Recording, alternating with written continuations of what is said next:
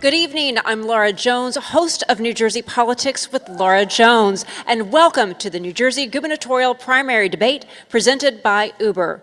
Streaming is sponsored by Stand with Crypto, and the debate is sponsored by RWJ Barnabas Health and Horizon Blue Cross Blue Shield. We are live at the Donald M. Payne Sr. School of Technology in Newark. A special thanks to our host, Essex County. In just a few minutes, we will begin our debate between the candidates for Republican nomination for governor in the state of New Jersey between Jack Ciattarelli, Bill Spadea, and John Bramnick. The winner of June's primary election will go on to compete in November's general election for the seat currently held by Governor Phil Murphy. Tonight marks the final debate of the 2025 gubernatorial primaries, and we're proud to host this in-depth 2.5-hour debate focused on three key issues this evening: affordability and taxes, education, and crime and immigration. These debates were awarded by the New Jersey Election Law Enforcement Commission, and we've built this format to give candidates the time and space to go beyond sound bites and really dig deep into the substance. Joining me this evening on the panel is David Wildstein, editor of the New Jersey Globe, Micah Rasmussen, director of the Rebovich Institute for New Jersey Politics at Rider University, Joey Fox, congressional correspondent for the New Jersey Globe, and Matt Rooney of Save Jersey. Our questions this evening are intended for Republican primary voters. We developed these questions specifically with undecided voters in mind. Tonight's debate is designed to help those voters make an informed decision as they prepare to head to the polls on June 10th. On Sunday, we did the same for Democrats. As for the rules tonight, panelists will direct questions to individual candidates, with each getting roughly the same number of questions. Answers are limited to 60 seconds. Rebuttals to about 45 seconds. Follow-ups will also be 45 seconds. Any back and forth will be at my discretion and limited to 30 seconds. And to be clear, if your name is mentioned, that doesn't mean you've been attacked. We don't want to get into a shouting match. We want to make sure the audience and everybody is able to hear at home what the candidates have to say. Now, my job is to be moderator, to keep this debate on track. Got a bell. If I have to use it, I will, but hopefully I won't have to use it. Time now to welcome our candidates to the stage. We ask members of the audience to refrain from making noise, including clapping and other reactions during the debate. And as I introduce the candidates, this is going to be the one and only time that you, the audience, you're allowed to break that rule, the one and only time to show your appreciation with applause. We welcome to the stage now Bill Spadea.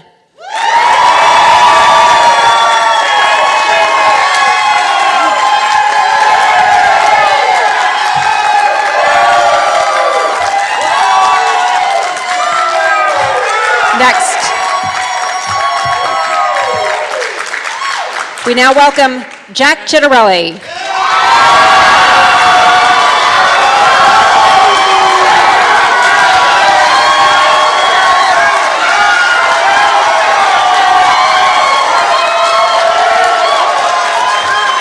And finally, we welcome John Bramnick.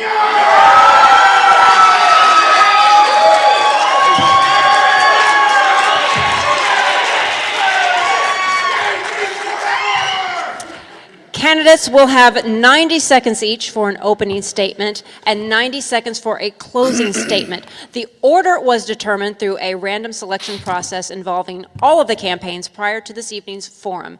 We've gone over the rules of the debate and have a lot of questions to get to, so we're going to jump right into opening statements. Bill Spadea, you are going to go first, followed by Jack Ciattarelli, and then John Bramnick. Bill Spadea, the floor is yours, 90 seconds. Thank you, Laura. Appreciate that. First of all, I want to thank everybody for being here and participating in this. This is going to be a great format tonight. Congratulations, David Wildstein, for winning the bid to get this debate, because this debate goes beyond all the nasty attack ads and attack mailers that you've been seeing throughout this campaign. Tonight, we get into the nitty-gritty, the detail of who's got the best plan, the vision, and the common sense to actually save our state and put us in the right direction and end 25 years of Democratic rule. It can happen, and it's going to happen in November. Now, let me say this. You are going to hear, I'm sure, a lot about a certain endorsement that happened last week. You might even hear some bragging, perhaps a little gloating. Let me be very clear. The president endorsed a poll. a poll that was conducted and paid for by Jack's campaign. The president did not endorse a plan. The president did not endorse a set of principles. You know me, many people across the state know me from many, many years on the radio. I have been listening to the concerns of New Jerseyans for a long time now, and I will tell you this, I am proud to be standing on this stage with an opportunity to solve problems. I'm the only one who served in the United States Marine Corps. I am the only one here who is pro-life, pro-Second Amendment with an A rating from the NRA. I am happily married 30 years to my wife, Jody, who is here today. And I will tell you this, many of you know Jody, and you know she's from Rhode Island. Well, you know, Jody and I chose New Jersey to raise our kids and to build our family. And this fight is about our kids and our future grandkids, and we're ready for this fight. Thank you. Jack Ciattarelli, your opening statement. Good evening, everybody. President Trump endorsed me because he knows I'm the only person that can unify our party. He endorsed me because of the energy I bring to the campaign. He endorsed me because of the money we're able to raise to deliver a win. He endorsed me because of the coattails. He endorsed me because I'm the only person who can beat the Democrats in November. And the goal is to win. And so I'm honored to have his endorsement. We've got 3 weeks to go in this primary. I will continue to get up and down this state and deliver the message on what it's going to take to win this election. We're going to solve the various crises this state faces, the affordability crisis, the public safety crisis, the public education crisis, the overdevelopment crisis, the energy crisis. That's what we're going to continue to talk about, and we're going to go on and win this race for Republicans come this November. And it's not just about me. It's about every Republican down ballot. So tonight we're going to get a chance to talk about how we deliver something we haven't had in 25 years in Trenton, a Republican majority in our state house. Back in 2021, with me at the top of the ticket, we flipped 8 seats in the state legislature. That was with a little bit of wind in our face. This time we've got some real wind at our back. And with that wind, we can flip at least 13 seats in the state legislature. So the agenda I'll lay out for you tonight will be much easier to accomplish when we have a Republican majority in our state house. But I'm honored to have the president's endorsement. John Bramnick, your opening statement. I did not get the endorsement from Donald Trump. I waited up late at night, no phone call. But a year and a half ago at a comedy club, I opened up my announcement to run for the governor. And I said then, and I said today, that civility, respect, and statesmanship is something that is extremely important in a democracy. So when I run in this primary or in the general election, you can be assured that I will make the Republican Party proud of its candidate. And we all know that the Democrats are running scared. They're very concerned about the policies of Phil Murphy.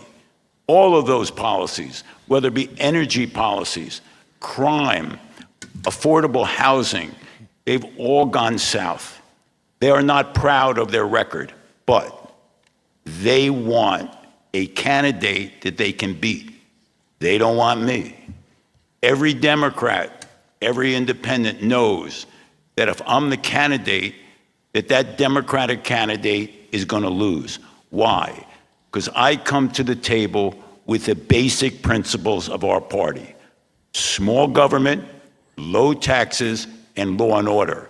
That's how we win as Republicans in this state. Thank you. All right, as I mentioned in the welcoming remarks, the way we've structured this debate is divided into 3 sections: affordability and taxes, education, as well as crime and immigration. Micah Rasmussen is going to start this first round with a series of questions on affordability and taxes. Micah, over to you. This is a question for Mr. Ciattarelli. Every candidate thinks our electric bills are too damn high. But our electric market was deregulated in 1999 when we still had a Republican governor and legislature. That law required a few years of mandatory rate discounts, but they're long gone. You've said you'll replace weak regulators, but how can any regulator control a deregulated market with rates now driven by that market? So I think we've come to the conclusion, Mika, that maybe deregulation hasn't worked as well as we thought. And I think it's a time for New Jersey to give serious consideration, depending on what we do next with regard to energy independence. There is talk about pulling out of PJM.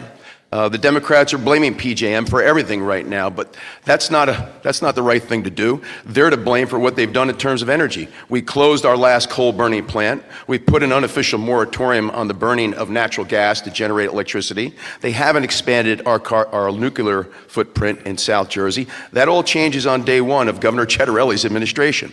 We'll have a new energy master plan. We're going to lift the moratorium on burning natural gas, clean and safe natural gas to generate more electricity. We'll put a shovel in the ground with regard to a fourth nuclear reactor in South Jersey. 5 footprints have already been approved. We don't have to go through the FERC process, which really lessens the time period for getting the nuclear power plant approved. And so these are the things that we have to do. This administration and the Democratic legislature was complicit in letting Phil Murphy put everything on wind. It has failed. John Brabnick. The Democrats, and to be honest with you, I get along with the Democrats, but they pick politics over policy. What they do is they determine that this state is going to go 100% green. The problem is it wasn't a practical approach. I say that over and over again. They pick a political lane without using any common sense. So what did they do? They invested all of their efforts in offshore wind.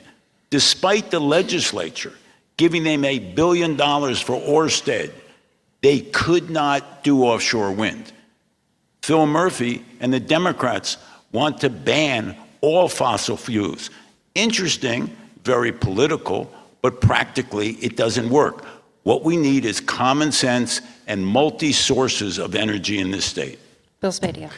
You know, it's funny to hear Jack Ciattarelli talk about his opposition to wind, knowing that the lobbying firm that has helped fuel and fund his nearly 40-year career in politics lobbies for big wind. So that's interesting. The other interesting point is nuclear. You know, Jack, I'm sure knows that it takes 10 years to get a new nuclear reactor built and online. Now, it just so happens 10 years ago, I stood at the PSE&G plant with the 3 nuclear reactors, and I called on the governor and the then legislature, which Jack served in, when he had the power to do something, and said, guys, if we defund the expenditures on solar and wind, which are not working to supply our grid, and we invest in nuclear, we would have a governor coming into office in 2026 with a new nuclear reactor online. So that's not going to help the ratepayers now. Let me tell you what I'm going to do. Number 1, we're going to pull out of the Regional Greenhouse Gas Initiative. Number 2, we are going to force the energy companies to negotiate directly with the power suppliers and cut out the middleman. Number 3, by executive order, we're going to end the electric vehicle mandate. We're going to end the energy master plan. We're going to let the market come back. Natural gas, methane, and nuclear are our future. Time is up. Micah, follow up. Does nuclear need to go at Oyster Creek or in Salem, or are there new spots in the state that you would consider? There are 5 footprints already approved, Micah, down in South Jersey, so why not use one of those footprints? Mr. Spady is wrong on the timeline. The new modular nuclear reactors can come online within 6 years. Think about where we would be today if Phil Murphy hadn't bet all on wind and had put a shovel in the ground 6-7 years ago on the next nuclear reactor. The 3 we have down there provide 40% of our electricity here in the state with 0 carbon emissions. But get ready for attacks on every given issue tonight. I think it's an acknowledgement of where the polls are. Bill Spadia. Bill Spadia, you wanted to follow up, Bill Spadia. This from a man who spent millions of dollars trying to tear me down. Well, Jack, I'm still here. And I'll tell you something. What is really interesting is, again, he admits he was in the legislature at a time when he had the power to do something. He chose politics and lobbyists over ratepayers and real people. And I'll tell you this, we can not only get our natural gas online, we could be energy independent within 18 months to 3 years. We have to take the peaker plants, these are the combined cycle plants, and make sure that we allow them to go from being there to supply 400 megawatts at peak energy and get them full steam up to 1,300. We could be energy independent literally within a year and a half. John Brabnick. Well, I'm just hoping that tonight's debate doesn't turn into a Jerry Springer show again. Yeah, the bottom line is, let's respect the time clock, let's respect the candidates, and let's stay with the substance. And in the general election, none of this is going to help us. Let's concentrate on the Democratic policies that have put our state in a situation where we're unaffordable, energy costs are off the charts, and of course, we're closing prisons as opposed to putting people in prisons. Let's stay with the issues. This is for Senator Bramnick. Higher education is already unaffordable for many New Jersey families, yet Governor Murphy's proposed state budget contains $285 million in cuts to student financial aid and colleges and universities, while further federal cuts are also likely coming for education and workforce programs. What will you do as governor to help more New Jersey families continue their kids' education? Well, first, I won't vote for a budget that cuts higher education and then helps their friends and puts money into a Domino's club, into a lacrosse club, and $50 million into a French art museum. So this is the problem that the Democrats continue in our state. They cut important services such as higher education. That $250 million goes back in. I've never supported any of his budgets as Republican leader, and I led a caucus to make sure we had limited increases when Chris Christie was the governor. That's why experience is really important when we're talking about a budget. But no, I think they're making a big mistake cutting higher education. Bill Spadia. Well, there's experience, and then there is being a political insider. And my two opponents combined for 80 years as political insiders. So when you look at that and you say, okay, how are we in such a bad shape right now when these two guys have had the power to do something about it, yet they failed to act? Now, what are we going to do? We are going to cut some higher education. I'm going to start with $1 billion cut out of the Rutgers budget. It is absolutely outrageous that Rutgers University has a $5 billion budget, $1 billion coming from the taxpayers, and still one of the most expensive in-state tuitions in the entire country. What we really have to do is get into middle school and high school and start talking to kids about other careers. Why are we not talking about getting into the skilled trades? Why does every kid have to go to college and endure a six-figure debt with no prospects of jobs? We need to change education and the way we think. Jack Tittarelli. The reason why Bill doesn't meet his own definition of insider is because he's lost every election he's ever won. So, how about those last two races for governor, Bill Murphy's Jack? budget includes $20 million in cuts to community colleges, which I believe offer the best value proposition it is. So under Governor Tittarelli, you're not going to see cuts, particularly to community college funding. I think there's something wrong with the cost structure of higher ed in New Jersey. I've had two of my four children that went out of state to college. One went to West Virginia, paid out of state tuition. One went to the University of Minnesota, paid out of state tuition. Both ended up paying less on an annual basis than what it would have cost to go to Rutgers with in-state tuition. So we have a new Rutgers president. I'm going to work very, very closely with our university colleges and presidents to get their cost structure under control. But we're going to make sure that higher ed is attainable for each and every New Jerseyan. Since I was attacked as an insider, let me respond. An insider is someone with experience. Now, when you're a radio host, you just hang up on the person you disagree with. When you represent people, you listen to all your constituents. That's why I continue to win in a district with 7,000 more Democrats, because I listen. I can't cut off the person calling me on the phone. I'm not sure a radio host is actually real experience for running the state of New Jersey. It's real experience for selling stuff, but it ain't terribly good to be the governor of the state of New Jersey. 30 seconds, Bill Spadia. It's a silly comment. I'm not going to respond. Back to Micah. Okay. You just mentioned, Assemblyman, the net migration out of the state for college. Do we run the risk, if all those kids leave, that they're not coming back? We do. In fact, New Jersey leads the nation. When our K through 12 students go out of state to college, New Jersey leads the nation in the fewest that come back. People will go where they can achieve their American dream. I'd like to do what Missouri did. What Missouri did is if you went to a Missouri state college, paid out-of-state tuition, if you had 3 years of W-2 wages after graduation, 3 years of W-2 wages from a Missouri employer, they gave you a refund for the difference between in-state and out-of-state tuition. For our New Jerseyans, I'd like to make your first 2 years of W-2 earnings after high school or college tax-free. These are some of the things that we can do to get people back here in this state. If we don't do that, the future doesn't look good in terms of economic vitality.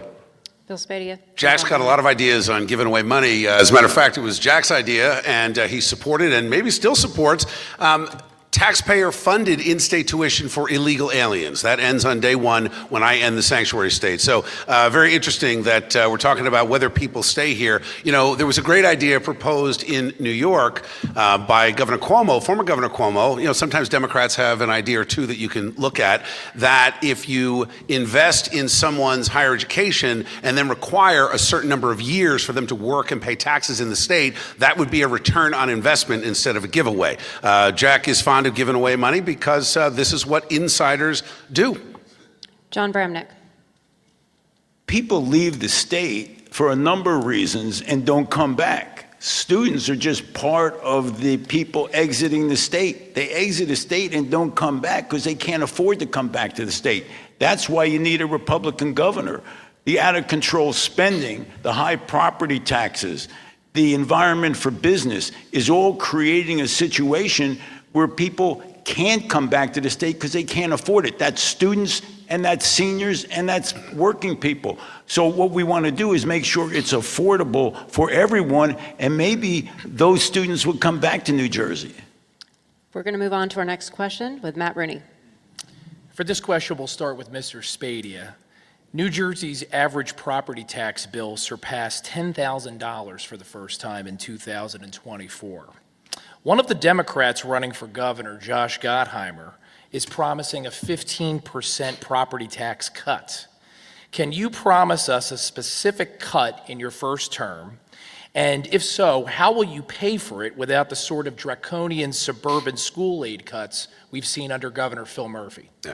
Well, there really is no funding formula. With the S2, that implies that there is some math that goes into this. Instead, we have seen arbitrary political action taken against our small towns. Now, that said, no one can promise a certain percentage of cut because you don't know what the costs are going to be when you get in. Here's what I'm going to do on day one. We're going to take over the failed city school districts. We're going to look at the $1.6 billion that is being spent in Newark City schools with 28,000 kids. 4,000 of those kids are on a list to get into a charter school. Now, we all know public school average cost $23,000. Charter school average cost $13,000. We need to have the state take over those boards of ed to push school choice. We eventually need education savings accounts, but I will directly pass the savings from Newark, Camden, Trenton, Irvington, Patterson back to the towns that have lost funding. Jack Shirley, you're next. First, before Mr. Spadia spoke about policy positions with regard to the children of people who are illegally, the same people that President Trump offered DACA to, he's on record as offering amnesty and a pathway to citizenship to people that are here illegally. If he were to do that as governor, I wonder if he'd offer them in-state tuition. Matt, we need a new school funding formula. The current formula, S2, is nefarious, it's arbitrary. I believe it violates the equal benefit clause of our state constitution that says no community is supposed to suffer at the expense of another. Here's the argument I'll make before the Supreme Court on day one. You cannot justify to me why some districts have a cost per pupil of $37,000 per pupil when the average is $16,000 per pupil. It's no accident that the districts that have the highest cost per pupil are the ones that get the greatest amount of state aid. That is to be fixed, and it will under my new school funding formula. Quickly to Bill Spadia, then Yeah, John Bramnick, because he was a... I heard an attack, which I'm going to ignore because it's a total lie. But what I didn't hear are details about policy. And again, what you're going to get from me, which is why I'm so happy about this format, details. We are going to talk about the executive orders that need to be written. You're not going to get anything done by waiting for the legislature or waiting for the courts. You've got to act and use the same power that Governor Murphy showed us the governor of New Jersey has during COVID. We just have to use it to restore parental rights, lower our property taxes, fix our roads, and restore integrity to government through NJ Doge. Now on to John Bramnick. I'm going to put Josh on my tax reduction team. He can serve with Houdini and other people make stuff up, right? Look, Josh keeps saying that, and I've been serving the legislature and as the leader for 10 years. He's talking nuts. What we did was practical. With Chris Christie, we put a 2% cap on local spending. Of course, we didn't do that for the state, and we should have before Phil Murphy became governor. So the real answer to Josh is, it's very interesting. You just can't do it. It's a nice soundbite, but you can't do it. And to be honest with you, I'm surprised the other Democrats haven't called him out. That's shocking to me. But if he's got a plan, I'll listen to him. So everything that I've heard from you on this question was that you have certain reforms you want to implement, which you hope will eventually bring down property taxes. But people in the state are suffering now. Can any of you name any specific programs or policies you can enact, with or without a legislature, because you may have a Democrat legislature, to bring down property taxes, just not have them increase? State New Jersey, which is partially funded, does that. I mean, it was kind of gimmicky. They put it in 3 years ago and said they're going to do it this year. I'm not going to vote against it. They've tried to put some money away, which cuts property taxes in half for people earning less than $500,000. So that's a quick gimmick. It doesn't work long term. What we really, and it's short term. The only way you fix it short term, increase the senior property freeze, continue to fund Stay New Jersey, but nothing's happening overnight. Long term, we should have homesteading like they have in Florida, which means your property tax is capped until you resell that house to a family that are two working people. But short term, Houdini. Matt, if we have a more equitable distribution of the $15 billion in state aid, we lower property taxes.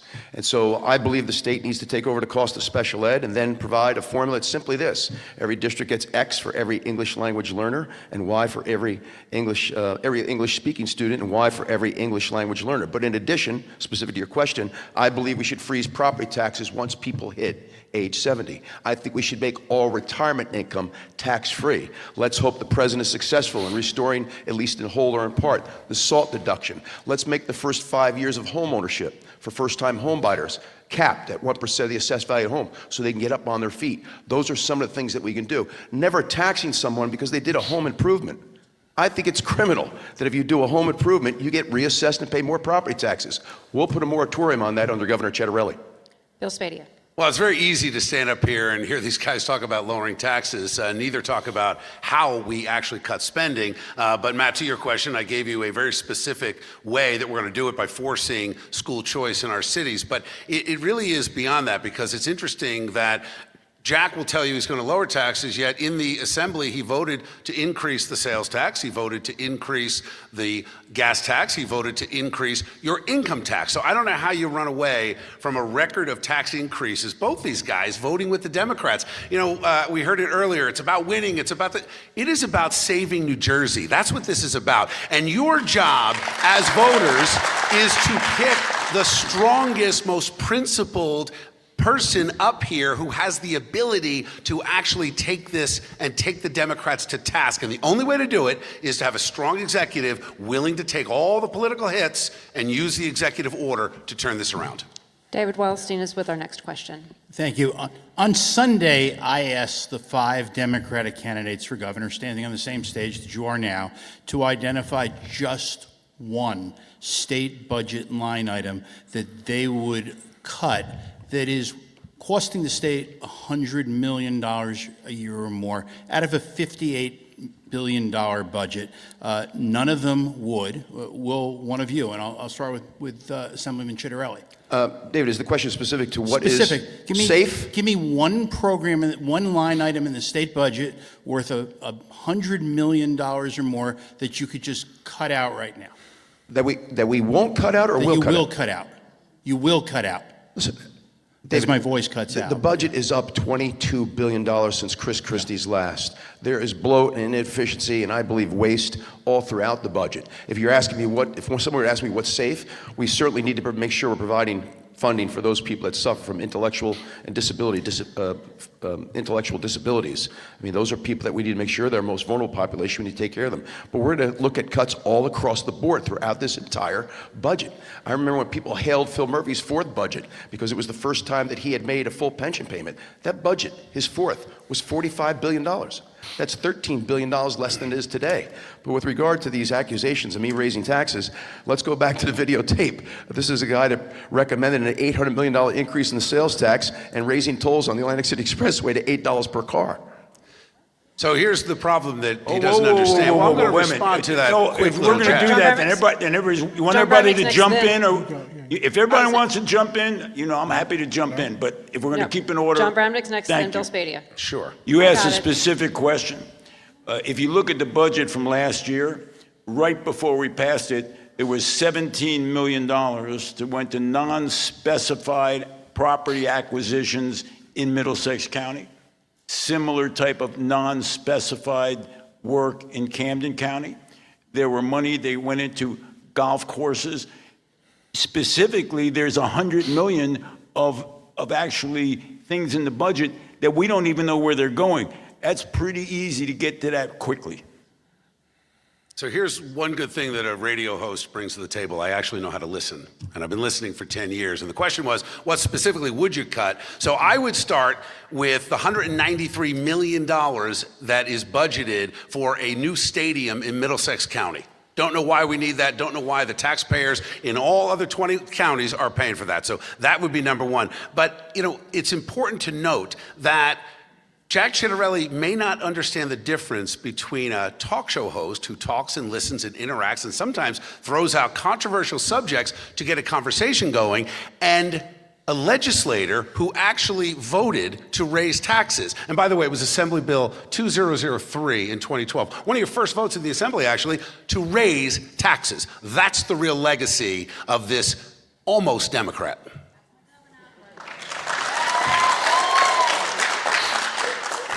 Laura, the first job of any candidate and elected official is to listen. To listen is to affirm the dignity of someone else who may oppose you. To listen is to affirm respect for the person who may oppose you.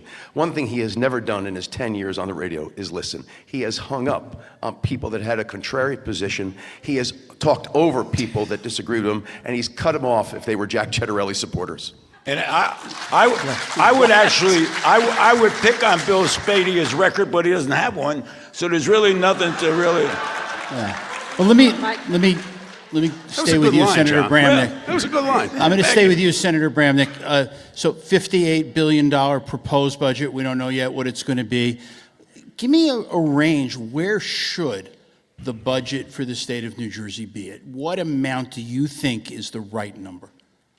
I don't have a global number, but I can tell you it should be at least $1 billion short of what it's been from last year, because those are all port projects. The year before, $500 million. So if you add up all of those port projects that go into specific districts, in order really to get votes to pass the budget, it's probably $5 billion over 7 years. So, and I've told the Democrats, and they know that. I said, when I'm governor, I'm going to tell you, there's no pork, man. Simple as that. You want to shut down the government? That's fine. Unless you stand up and you say, this party is over, that's where we're going to get the cuts. David, I would say this, and answer your question this way. John Corzine's second to last budget 18 years ago was $36 billion. His last budget 17 years ago was $35 billion. That wasn't all of a sudden John being a fiscal conservative. That was the beginning of the Great Recession. Chris Christie's first budget 16 years ago was $29 billion. $6 billion less. That's a 15% decrease. $6 billion less than John Corzine's last. We balanced that budget without raising taxes a penny or borrowing a dime. Nobody died. It was tough. We got through it. Now we've raised this budget $22 billion in 8 years' time. Don't tell me, not you personally, but no one's going to tell me there isn't room for cuts. We did it back in 2011 when we had to deal with the Great Recession. We got to deal with it now because we've got an affordability crisis in this state. Bill Spadia. Jack's going to have to check with his lobbyist before he'll give you a specific answer on what he'll actually cut. But yes, the $750 million in Christmas tree projects, absolutely cut. We need to cut the $1 billion out of Rutgers. We need to end illegal immigration, work with Tom Homan, ICE, and President Trump, and that will directly impact the cost for our schools, et cetera. But Beyond that, we have a crisis of fraud. We know this. We know, just looking at what Elon Musk is doing with Doge, finding people who are 165 years old who are collecting a Social Security check. How many pensioners have moved out of state and died 10 years ago and are still getting money from New Jersey taxpayers? So we need to reevaluate where we are. The specific number, I believe we can get down to $46 billion in the very first budget. That'll be a cut of about $12.5 billion. Joey Fox is next with our next question. We're going to ask the audience to please refrain from speaking, and if you don't refrain, we're going to have you escorted out. Our next question comes from Joey Fox. If we can get security to have this individual escorted out, please. All right, we're going to continue on with our debate in just a moment.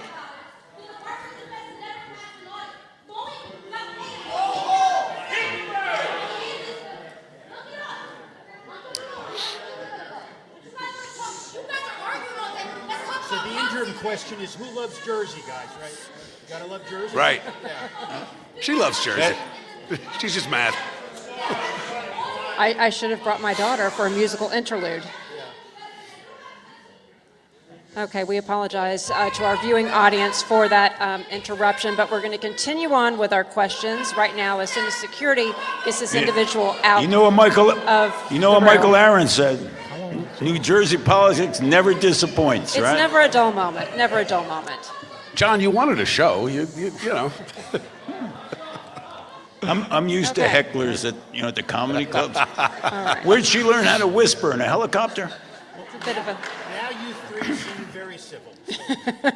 All right, now we're going to move on. Joey Fox has our next question.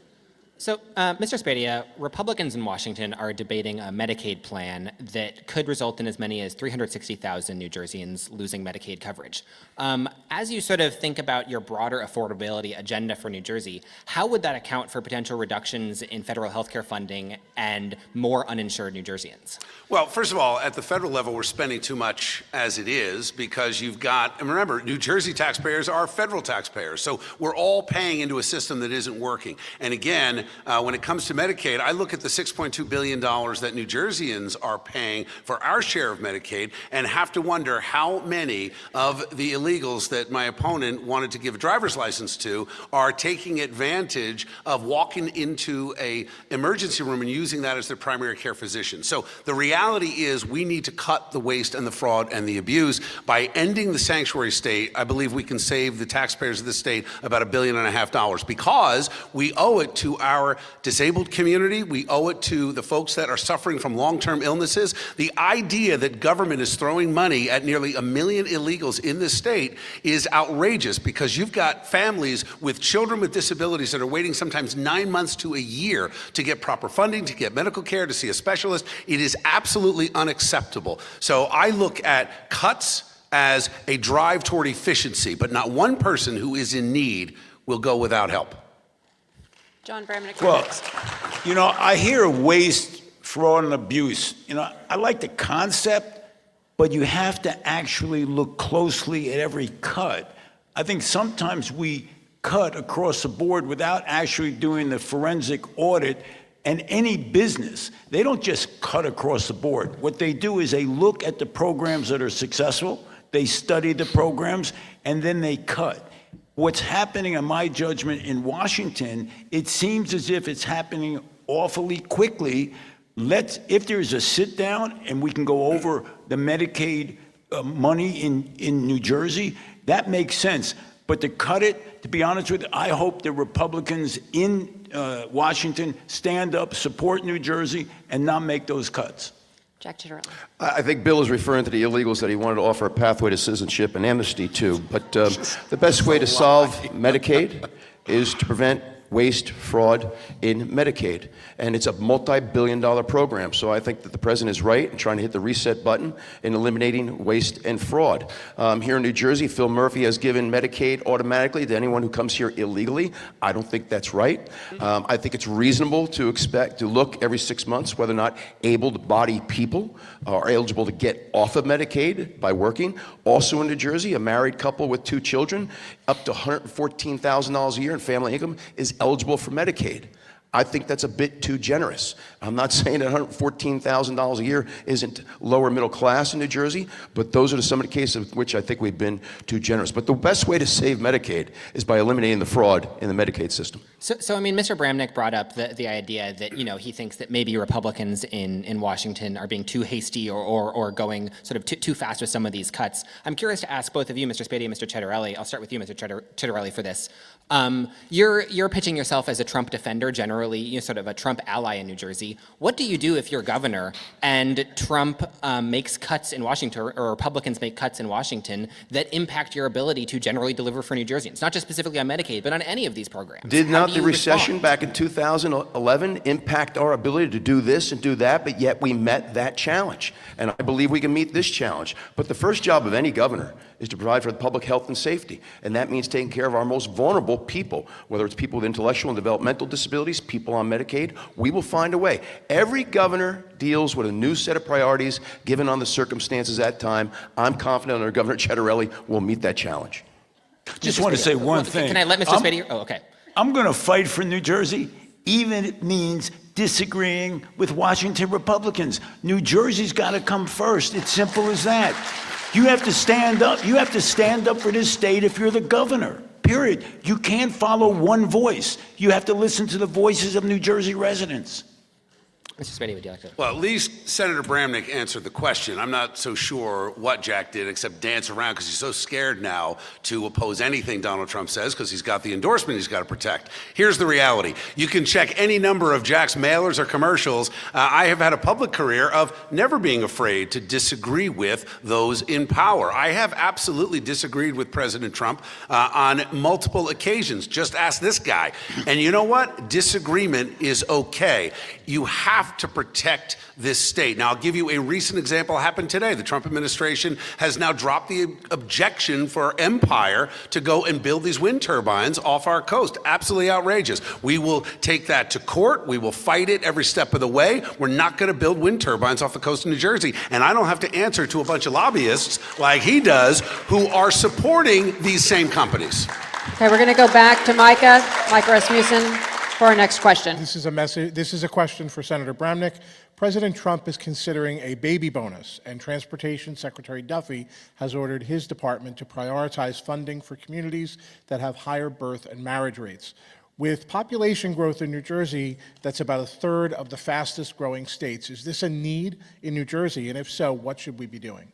A baby bonus? I think people are good at having babies without getting a bonus. They know how to do it. Like, no, I don't believe in a baby bonus. If we're the party of limited government, that doesn't sound like a Republican proposition to me. Jack Chitterelli. I get the sense you disagree with the president's decision to endorse me. I get the sense you disagree with him on that, too. But I was disappointed. Yeah. I make no bones about that. You know what? No, but again, he endorsed a poll, not a plan. Mm-hmm. Jack Chitterelli, you still have 30 seconds. More spin from the radio host. Listen, I'm not familiar, Mika, with this program. I would hope that it's needs-based, but we know how expensive it is, particularly in New Jersey, to raise a family. So if they're thinking about somehow, some way, providing additional support, like we do with the child care tax credit and the like, let's have at it. Bill Spadea. I love this idea. We ought to be encouraging families. Part of the problem we have in a lot of our cities is that the families have been broken down. Any incentive that can be to make sure that mom and dad are empowered. Remember, I'm the only guy on this stage that outright stood up and defended parental rights when they came after us, when these guys came after it. So I support anything that is going to reinforce the nuclear family because that is how we fix our society. Okay. Micah has another question. So on car insurance, another affordability issue, Senator Bramnick, you and Senate President Scutari were the authors of a law that requires more liability insurance, resulting in higher car insurance bills for more than 1 million New Jersey drivers. Is this an example that sometimes affordability can't be the only consideration for those who represent us? For 3 decades, the auto insurance companies had a cap no matter what the injury was, someone was hurt. And after 3 decades, I joined with the Senate president to increase that cap so the victim of an automobile accident could be somewhat compensated. The insurance companies are the strongest lobby in the state of New Jersey, and they're the toughest to actually get paid from. So I have fought my whole life to make sure that consumers are fairly treated by insurance companies. This was just one of the many bills where I stand up for consumers. There are going to be people on this stage who spend all their time defending insurance companies. If you've submitted a health claim to your insurance company and you get that piece of paper that said the bill was $200 and you got $9.99, that's going to end when I'm governor. I'm telling you right now. We're going to look at these insurance companies and you're going to be compensated when you go to the doctor. Bill Spady, you're next. Well, first of all, that bill not only raised the rates for consumers, but it enriched the trial attorneys. So we're not going to work to enrich the trial attorneys for sure. Number two, when we're talking about affordability, we need more competition when it comes to insurance, whether we're talking about health insurance or auto insurance. Competition will bring prices down. I don't know if my two opponents have agreed to this pledge, but I can tell you that I was the first one to do it, that we are not going to allow the insurance companies to discriminate against people that don't have a college degree. Right now, they can charge you more if you don't have a college degree. I think that's outrageous. That's going to be an executive order on day one. Jack Chitterelli. I can't help but the bill was talking a few moments ago about parental rights. I don't know how you say you support parental rights or bodily autonomy. We can go through the videotape. There's another instance where you're saying if people don't get a flu vaccine, they should be charged more by their health insurance company. So, you know, I'm the Mike, only one across that's the committed board, to insurance is eliminating the across flu the board. vaccine, right? Insurance- You know that, right, Yeah. Jack? We're not on the radio, Bill. You can't talk over people. Mike, across the board, Mike, insurances across the board in New Jersey are out of control. Health insurance is up, property and casualty, flood insurance. My flood insurance at the Jersey Shore back in 20 years ago was $600 a year. It's up to $4,000 a year. I buy private health insurance. I'm not eligible for Medicare yet, but I am retired. It just went up another $400 a year. That's almost $400 a month. That's another $5,000 a year. I like to look at what other states are doing. I do agree with Bill on the need for more competition. More insurance companies have left our state because it's not a great place to do business. We got to make sure it is, but we need more competition, and we need to look at reforms. What are other states doing to get their insurance costs under control? Because it's breaking the back of everyday New Jerseyans. All right, we are going to take a quick commercial break before diving into our next topic, which is education. We want you to stay with us as we continue the New Jersey gubernatorial primary debate presented by Uber, live from the Donald M. Payne Senior School of Technology in Newark. Stay with us.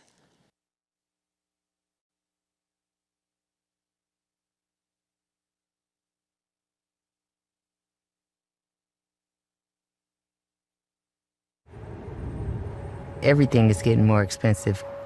Rent, groceries, insurance.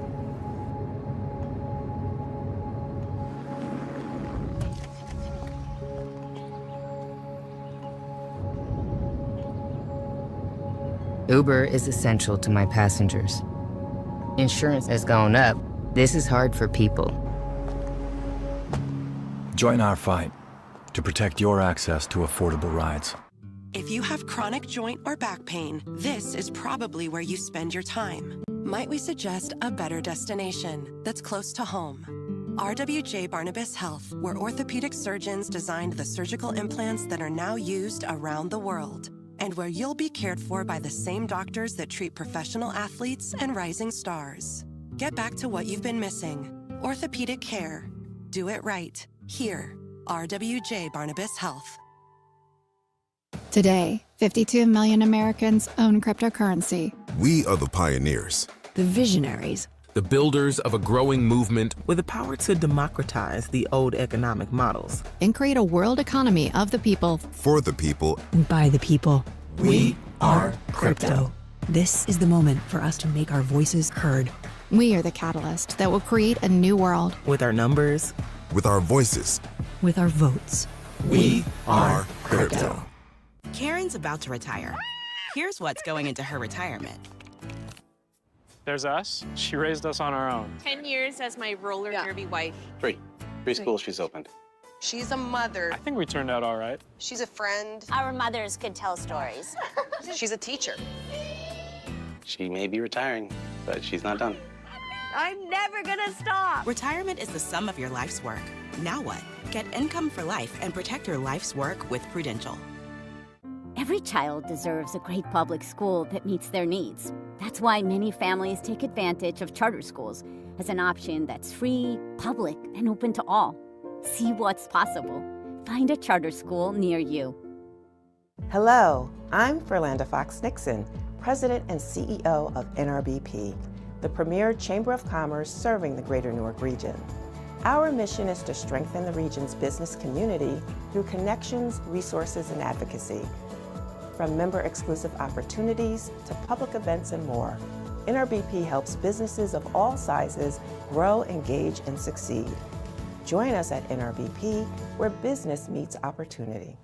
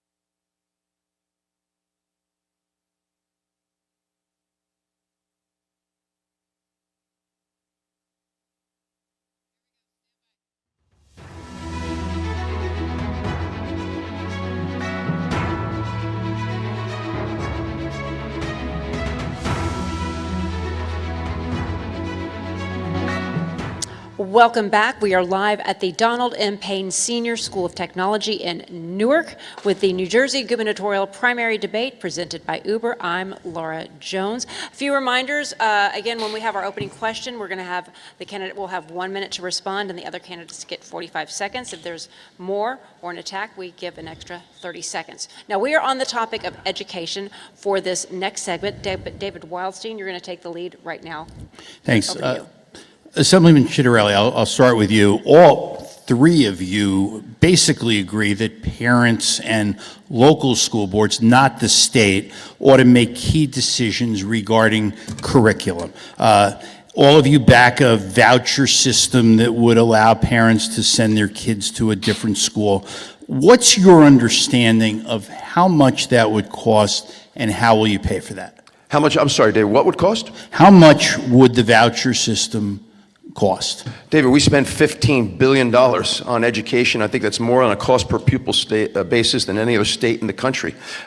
Income tax is dedicated to state school aid. And you've heard me say before that in some districts we're spending $37,000 per student, despite the fact that there are subpar outcomes in those districts. So here in New Jersey under Phil Murphy, we reward failure and we punish success. We see the cuts in Toms River, we see it in Jackson, we see it across the state. So I think we need a more equitable distribution of state aid, and I think that we need to have every district within a reasonable range of somewhere between $13,000 and $18,000 per pupil. Why the range? Well, things are a little less expensive maybe in Salem than they are in Bergen County. But we got to get back to investing that money the right way, and the way that we do that is by emphasizing critical life skills and providing vocational training, all with an age-appropriate curriculum. We are graduating illiterate children, and so we got to get back to the basics with our public school curriculum. Bill Spadia. So it will require action, and the action the governor can take is through executive order and the executive powers, and the first thing we need to do is take those 4,000 kids in Newark. I mean, we can call it subpar. The real reason, it's a disaster. 9 out of 10 kids in Newark can't function at grade level, can't perform at grade level. 9 out of 10 can't do math at grade level. That's a disaster for those 28,000 kids. The way we lower our costs is we need school choice. But to your point, David, just one tweak. I think a straight voucher system where people can trade different public schools is not going to work here. We need parental choice in education where your money follows the student. But that means we empower homeschoolers, micro schools, charter schools, parochial schools, religious institutions. We need to allow parents to make that choice and follow their kids. And what that will do, if you look at the cost, your average parochial school about $8,000, your average charter school $13,000, average public about $23,000, and the number keeps going up. Once we get school choice, you're going to lower the amount that we're going to need to spend on education. Stop time. Over John Bramnick. So I have visited the charter schools, magnificent, well run. So if you're going to take money and put it into the voucher program, it's going to come out of the public school education budget. So it's basically transferring money from one pool to the other. So I don't see a significant increase in spending in the education budget, but absolutely promoting these schools that have been incredibly successful. Many of the urban centers really, really support those schools, and I'd be a big supporter of just transferring the money when you have less students in one school and more students in a charter school. Okay, do a follow-up. I'm going to start. Let me start with Mr. Spadia, and I'll go right down the line. Students under your proposals can change schools under a voucher system. Teachers can't easily transfer their tenure to another school if they decide that they wanted to move, a good teacher wanting to go to a different school system. If a teacher disagrees with the philosophy of a school system and they'd like to move to a different district, should their tenure be portable? It's a good question. I would say it would depend. So first of all, we're going to eliminate 5756, which has put the schools in between parents and kids. There's going to be a certain limit to where a teacher can object. We're not going to tolerate librarians or teachers keeping the welfare of a child away from parents. We're not going to tolerate teachers or administrators or librarians from pushing what is pornography in our school libraries. All of that's going to be gone. I would have no issue, however, once we fix the overall problem of a teacher transferring to another school and keeping their tenure. Well, look, our teachers are putting $100 out of their pockets every week for school supplies. We've got a broken system that has put a burden on teachers that don't want to co-parent, they just want to teach. We need to change how we deliver education, and that starts with empowering our teachers. Jack Chitterelli, you're next. David, where a school system is failing, students have to have a choice, and the choice is charter schools and a voucher program, very much like we see in Florida. We have to have that where a school system is failing. As for the teachers, I mean, right now across the state of New Jersey, we have a teacher shortage. So I don't see there being much limited opportunity for teachers to move to a different district if they want to. Every superintendent I speak to across the state, there's a shortage of teachers. And I think it has a lot to do with the fact that we've made the profession a whole lot less enjoyable for a lot of people because of what we're teaching in our schools and the pressures there are with regard to the public school curriculum. You know, I've spoken to young teachers that say, I went to school to teach math. Can I just teach math, please? So I don't know how much limiting there is with regard to teachers moving because of the teacher shortage that we have right now. As a proud graduate of Plainfield High School and the Plainfield public system, I support transferring tenure. If you earn tenure, I don't think it makes any difference what school you're at. I taught for 4 years. When you stand up in front of a class and you use all of that energy, it is a very difficult job, and we're having a tough time getting teachers. We need to pay teachers. These teachers are the ones who are talking to our children. I'm a big supporter of teachers, and it's a really tough job. So let's help those teachers. It means tenure transfer. It means more money. We must support our teachers. And let them teach, too. Stop all the mandates from Trenton. Let them teach. And if they're doing a good job, leave them alone. David Apollo. So we are in this cathedral of a school, the state-of-the-art Essex County Donald Payne School of Technology, 7 years old, paid for by the state. Mr. Spady, I'll start with you. How do we make it so that all students in New Jersey could go to a school of this caliber? Well, first of all, we have to focus on education and not the school buildings. This is a beautiful building, and I wonder how much was spent on one of the nicest parking garages that I've seen, nicer than most colleges. I'm not so sure we are spending the money in the right way. Actually, I'll say that I am sure. We ought to be paying our teachers more and empowering them to educate math and reading and history, get rid of the wokeism. We're going to end critical race theory. We're going to end DEI. We're going to end all of that in our schools, and I'm going to do it by firing the 8 members of the State Board of Education who are in an expired term right now, replace them with Board of Ed members who are pro-parental rights, pro-student, pro-education. We're going to Jack Chitterelli next. David, as a father of 4, one of which went into the trades, I will tell you we need more vocational training opportunities and we need more emphasis on the trades. Not all kids want or need to go to college.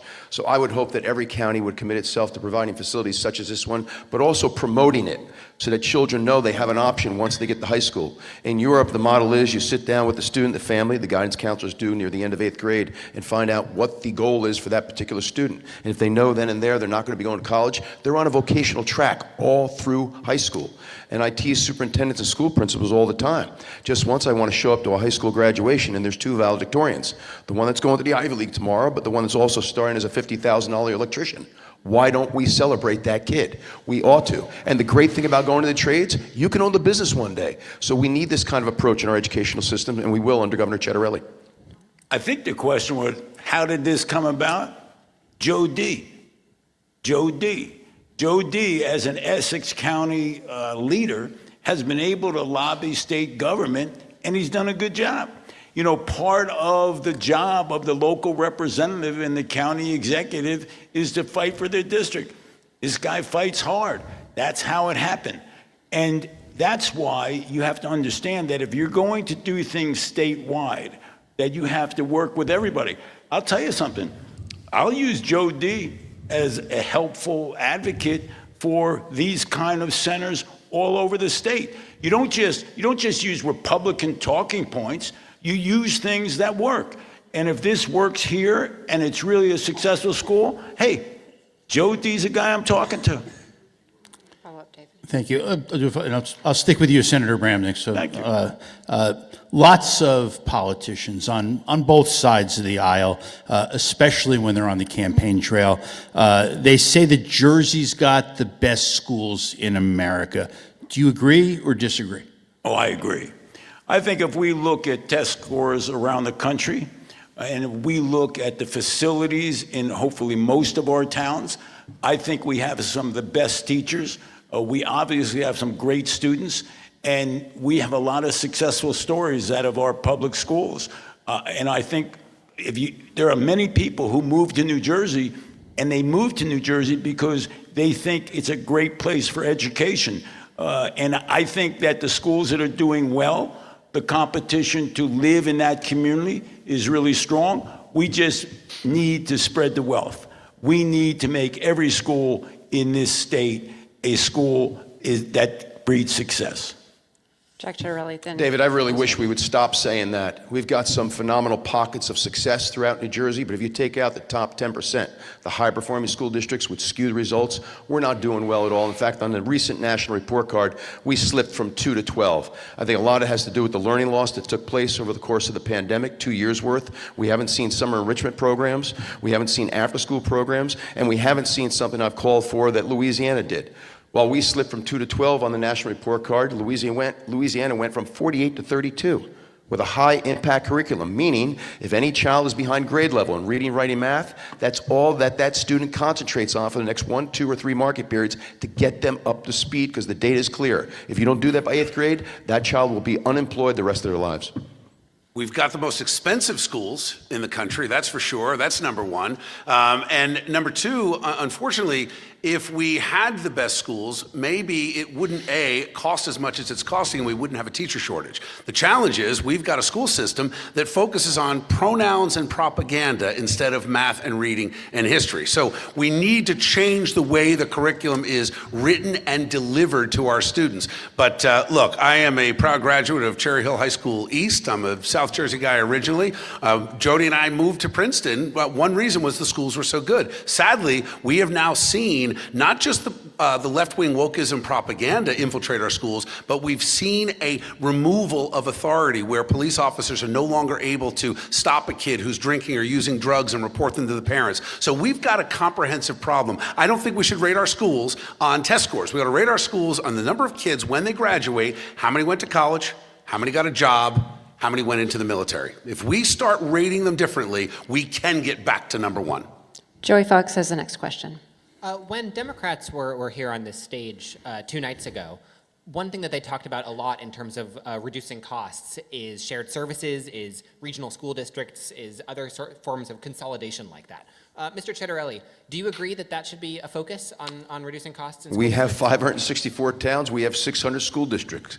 There's no state in the country that has that many governmental jurisdictions. And certainly it's one of the reasons why property taxes are high. But the primary reason why property taxes are high is because of the way we distribute $15 billion in state aid to our schools. 50% of that aid goes to 24 districts. I don't think that's fair. It results in a cost per pupil that's off the charts. Again, as I said earlier, you're not going to justify to me why some districts have a cost per pupil of $35,000 to $40,000 when the state average is somewhere around $15,000 or $16,000 per student. So as governor, if people at the local level want to regionalize or want to consolidate, as Princeton Borough and Princeton Township did when I represented them in the state legislature, I will do everything in my power to incentivize them to go through with the plan. And we did just that for Princeton Borough and Princeton Township. We paid for, the state did, all the one-time upfront costs that are associated with the regionalization consolidation.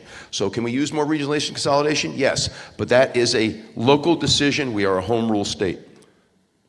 Jack loves consolidation. I'm old enough to remember when Jack Ciattarelli tried to consolidate the police departments in Somerset County. Perhaps that's why you're not that popular in Somerset County these days, Jack, because the police chiefs and the officers rejected that plan, knowing it would jeopardize and compromise public safety. Now, I can tell you this, you mentioned Princeton Township, Princeton Borough. I was one of the very few Republicans to vote no on that consolidation. Why? Because I said, guys, you don't understand the hidden fees here. Your taxes will go up. We consolidated. What happened? Every year since, my property taxes have gone up. So it did not have the intended impact. This is the problem with politicians, where they talk a good game and throw out a talking point that makes sense, but then when you look at the results, we're paying more every single year. We're not going to force any district to consolidate. Shared service is a great idea. But you better be really careful. When John Corzine wanted to go to county schools, you want to move the Board of Education from your town to the county seat. Well, let me tell you, the farther that government is away from you, the less voice you have. I actually have a bill that the public should speak down in the legislature. How are you going to reach your assemblyman or senator? You're not permitted to do that. You have to go to the county to talk about your child's welfare in a school. I love the fact that local parents are involved in local education and on their local board of education. Knowing that, we also know that shared services make some sense. But there is a real threat to move the people who run a school far away from the students and the parents. Big mistake. Joe, if I may, real quick, let me say this. I've yet to see, and I've served as a county commissioner, and I've been involved with what goes on here in New Jersey, and I've yet to see the real value in the county superintendent and the county superintendent's office. So that's something that's going to be under serious consideration under my governorship, whether or not that is worthy to continue. I don't see the value in the county superintendents. Micah. Senator Brownback, you've talked about segregation and the potential settlement of the state lawsuit. But that's not something that state officials may get discretion on, right? If the court comes down and if the court says our schools have to be desegregated, what are you going to do? Well, they've already said in the Latino Network case that our schools are segregated. That decision's been made. Now, and this is something that's really under the radar, the state of New Jersey, Phil Murphy's administration, is trying to negotiate with the plaintiffs in that case to determine how do we desegregate the schools. What I do say is that people who buy a house in a certain town, a block from a school, do not want next week to have that child bused 10 miles away. I will make sure, and this is a really serious priority, I want to make sure that when you pick a school district, you go to that school.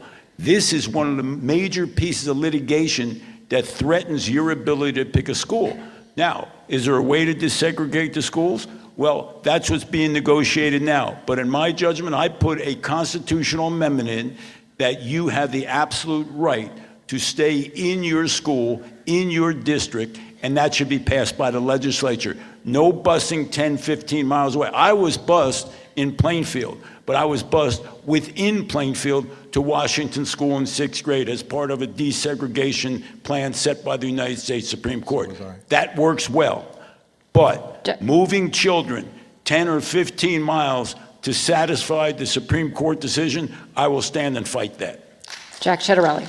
Mike, as governor, I will appoint conservative judges to the Superior Court and to the state Supreme Court. The next governor will have the opportunity to do 2 new state Supreme Court justices, one of which is the Chief Justice. But here and now, my job is to get our schools performing as soon as possible, because what's going on is criminal in terms of letting down these children and these families. And the way to do that is by changing the public school curriculum. The way to do that is providing school choice. In Phil Murphy's 8 years in office, nearly 8 years, he's only approved 1 charter school. Look at the success that the Chris Christie approved charters have had in places like Camden and Newark. And take into account that every time one of those charters is opening, when we have a lottery, the demand exceeds the supply. And it's heartbreaking that some people go home to a failing school system. What I can do on day one is ensure school choice with vouchers. Within year 1, we can have charter schools. We've got to get these schools performing while these things go through the courts. But what's taking place right now is terrible and not in the best interest of students or their families. Bill Spade. Maybe Jack has forgotten from his time in the legislature. He's not going to get a voucher program in without the legislature, and we're not going to have a Republican state Senate because they're not up until 2027. So what we're going to have to do is what I said back at the beginning of the conversation talking about affordability, and that is use the power of the executive to go in and fix our failed public schools in the cities, Newark, Patterson, Irvington, et cetera. When 9 out of 10 kids can't perform a grade level, that's a failed system. When you've got parents, 4,000 strong right now in Newark, on a list to get to a charter school, it is incumbent upon the incoming governor to release those kids, let them get into the charter school. We're going to start working during the transition from November 5th through January 20th to bring in that capital investment that we need to get these charter schools going so that on day 1, on January 20th, 2026, those kids can get out of that failed school and into a school that's going to give them an education that they deserve. I tell you, day 1 is going to be very busy because these guys were saying everything's happening day 1. I got to tell you something. That's going to be one busy day down in Trenton. All right, we're going to go to Matt Rooney with our next question. For this question, we'll start with Senator Bramnick. So I believe we've established tonight that the candidates on the stage are supportive of local control of K through 12 education, with parents and locally elected school boards making educational decisions for their own children. President Trump and U.S. Education Secretary Linda McMahon are working to abolish the Federal Department of Education down in Washington, D.C. Should New Jersey maintain its own state Department of Education? Well, we take a look at what they're doing. Right now, unfortunately, they're setting so many mandates. They're putting handcuffs on teachers. There's so many reports that these schools have to give to the education department. Seems like a waste of time to me. Well, we go in and we see, and this is why I believe that you do a forensic audit, you do a smart audit, and I physically go down there just the way I built my law office, and I go, okay, let's see what you're doing. And if it doesn't make any sense, because it's meddling in good schools, I end it. But I don't just end stuff. You know, I don't just say, oh, I'm getting rid of the State Department of Education. We'll see exactly whether they bring any positive effect to the schools. I'll keep what's good. I'll get rid of what's bad. Jack Chitterelli, you're next. Matt, what matters most is the teacher and the parents. Of course, the curriculum matters too, and we'll change that under Governor Chitterelli when I call for the resignation of all those that sit on the State Board of Education. But considering the fact that it's all about the teacher and the parents, are they doing their job? That's what means the most to performance academically of that student. We don't need 5,000 people in Washington, D.C. Quite frankly, I don't think we need 1,000 people in the Department of Education in the state of New Jersey. Yes, we need a curriculum, a standardized curriculum when it comes to things like reading, writing, and math. But what matters most is the parent and the teacher. That's what impacts that student most. Ms. Fadia. I support 100% President Trump's call to abolish the Federal Department of Education. Absolutely. We don't need the feds telling us how to run our education system. That said, I believe we need a very strong Department of Education in New Jersey, one that protects parental rights, one that makes sure that school choice is implemented, one that makes sure the curriculum is about actually educating a student. We need to protect parents in all school districts from the pronouns and the propaganda that is ruining our very good school system. So I want the Department of Ed to be a watchdog for education. Laura, if I may, again, this is another contradiction. In 2023, he supported the state senator from Monmouth County, who's a Democrat, that is the chair of the Senate Education Committee, that's put in all the changes that he's now opposed to. So, you know, again, will the real Bill Spadia stand up? And you know, Jack, even you know that's a total lie. 30 seconds. Even you know that's a total lie. It is true. I am friends with Senator Vin Gopal. You know what's okay in New Jersey? To have friends who are Democrats. It's all right. Oh, man. Can you believe this guy? John Bramnick, before we move back to... On the Judiciary Committee, I watched the appointments to the State Education Commission. And once again, what the Democrats do, they take political philosophy and make that the litmus test, as opposed to education experience. What we should do as Republicans is make sure the people we're putting on all of these education commissions or in the Department of Education are experienced in education, not in politics. And the Phil Murphy administration has concentrated on politics. That's why we're in this situation where people are very upset in terms of mandates from Trenton. Matt Rooney has a follow-up. Mr. Spadia mentioned pronouns and propaganda. If we do keep a Department of Education in New Jersey, what should its specific role be in the classroom? In my judgment, the most important thing is that teachers have the ability to reach children. Every child has the ability to be successful. So the entire philosophy of my administration is, how do you reach that child? How do you make that child have confidence? How do you make that child feel good about themselves? How do you teach that child those basic skills to be successful? Everyone I know who is successful, who maybe started out with a confidence problem, had a teacher who told them, you're good, you're gonna do well, you're gonna be successful, and they got behind them. And that's what education is about, making children feel good about themselves and making sure there's a path to success. Jack Every time. Matt, I feel very strongly there should be one standard across the state. What is aptitude? What is aptitude for reading, writing, and math for a fifth grader? for a 6th grader, for a 7th grader, for an 8th grader. And the reason why we need to do that each grade is because we need to get academically rigorous again. There was a time when we held children back. That wasn't punitive, that was in the best interest of the child. So I believe the primary objective of the State Board of Education is to determine aptitude for reading, writing, and math at every single grade level. And that should be a standard across the state. It shouldn't be less in one school district versus another. Bill Spadia. As I mentioned earlier, the State Board of Ed has to be a watchdog to protect parental rights. We have had a situation with the Attorney General going after parents and going after boards of ed who pushed back against parental rights. What we have to do is get an Attorney General that is in place that supports parental rights, supports school choice. The state board has to be the watchdog to prevent the assault on parental rights, which we have seen now over the past 10 or 15 years. It spanned both parties, sadly. Our next question is coming from Micah Rasmussen. 2 nights ago on this stage, and this is for Assemblyman Chitterelli, 2 nights ago on this stage, in supporting a pay raise for teachers, as you have all done tonight, Steve Sweeney said, we can't pay teachers what they're worth.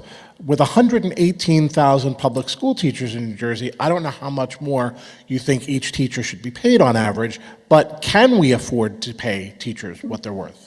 Pay for teachers comes out of the local budget, Mika, and the local budget is paid for with property taxes, and we already have a property tax crisis in this state.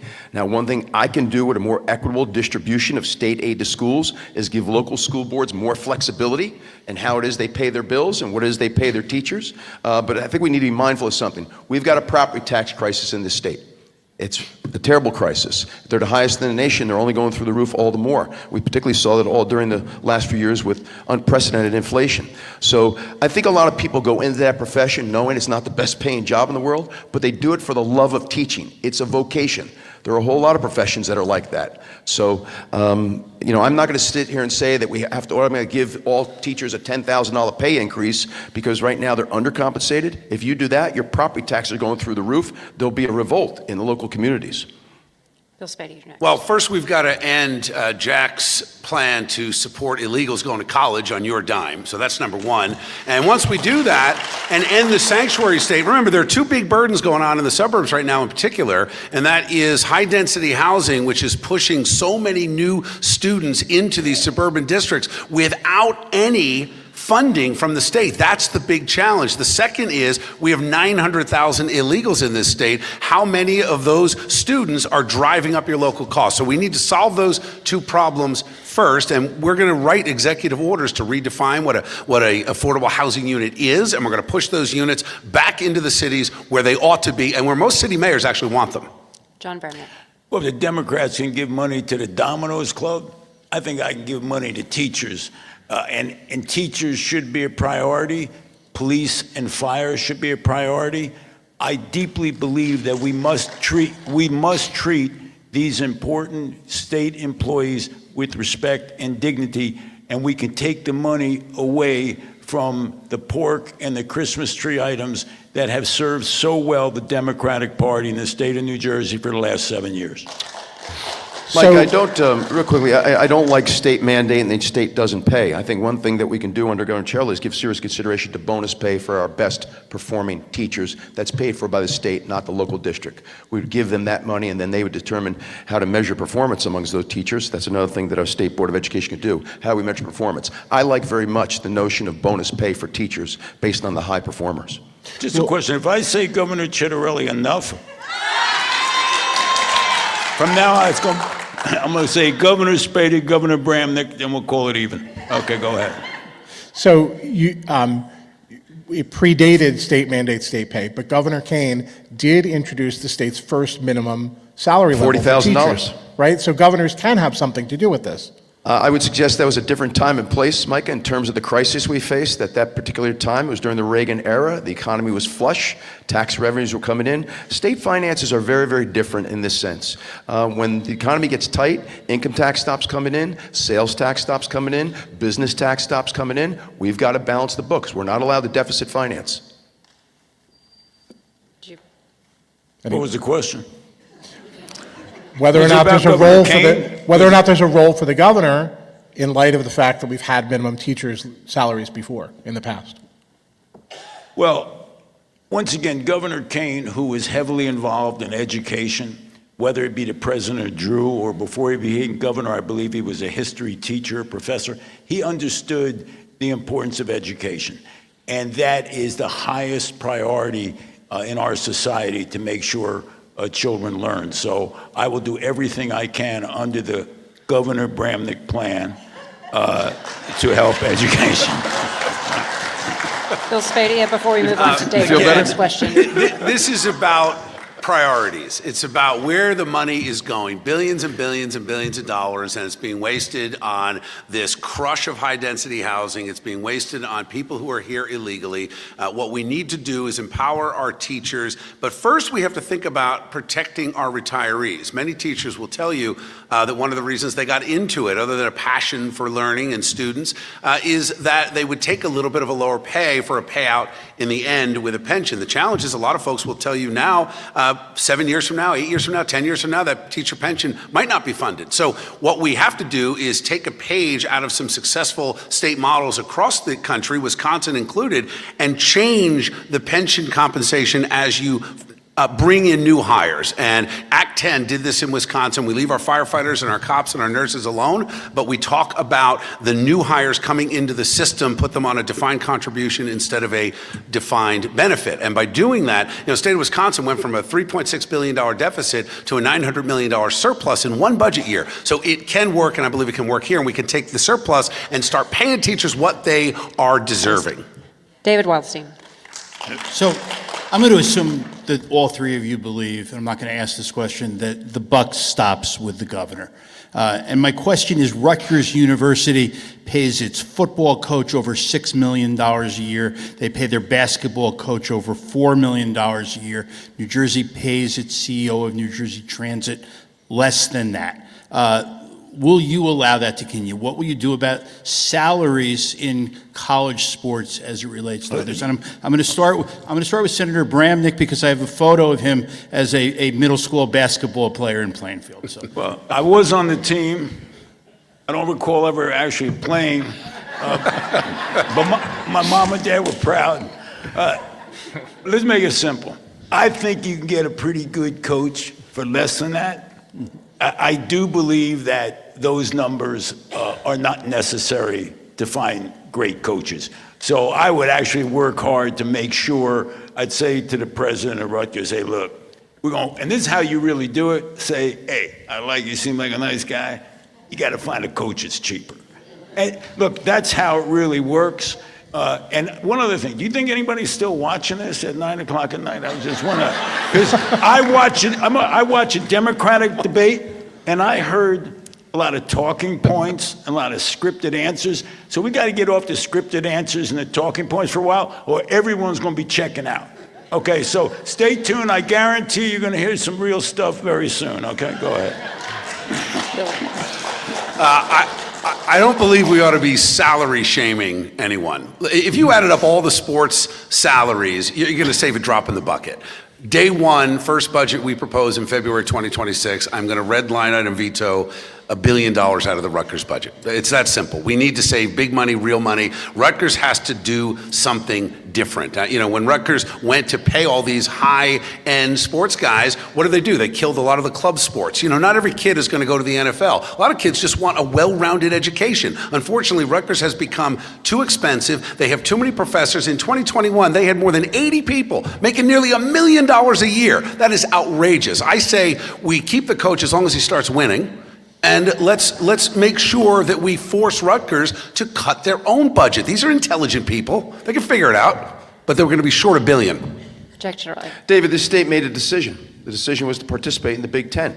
And when you mention those two particular coaches, if you look at their salaries compared to the salaries of coaches at other schools in the Big Ten, they're right where they need to be. They're very, very comparable. We made this decision. It requires an investment. We're hoping the investment is going to pay dividends.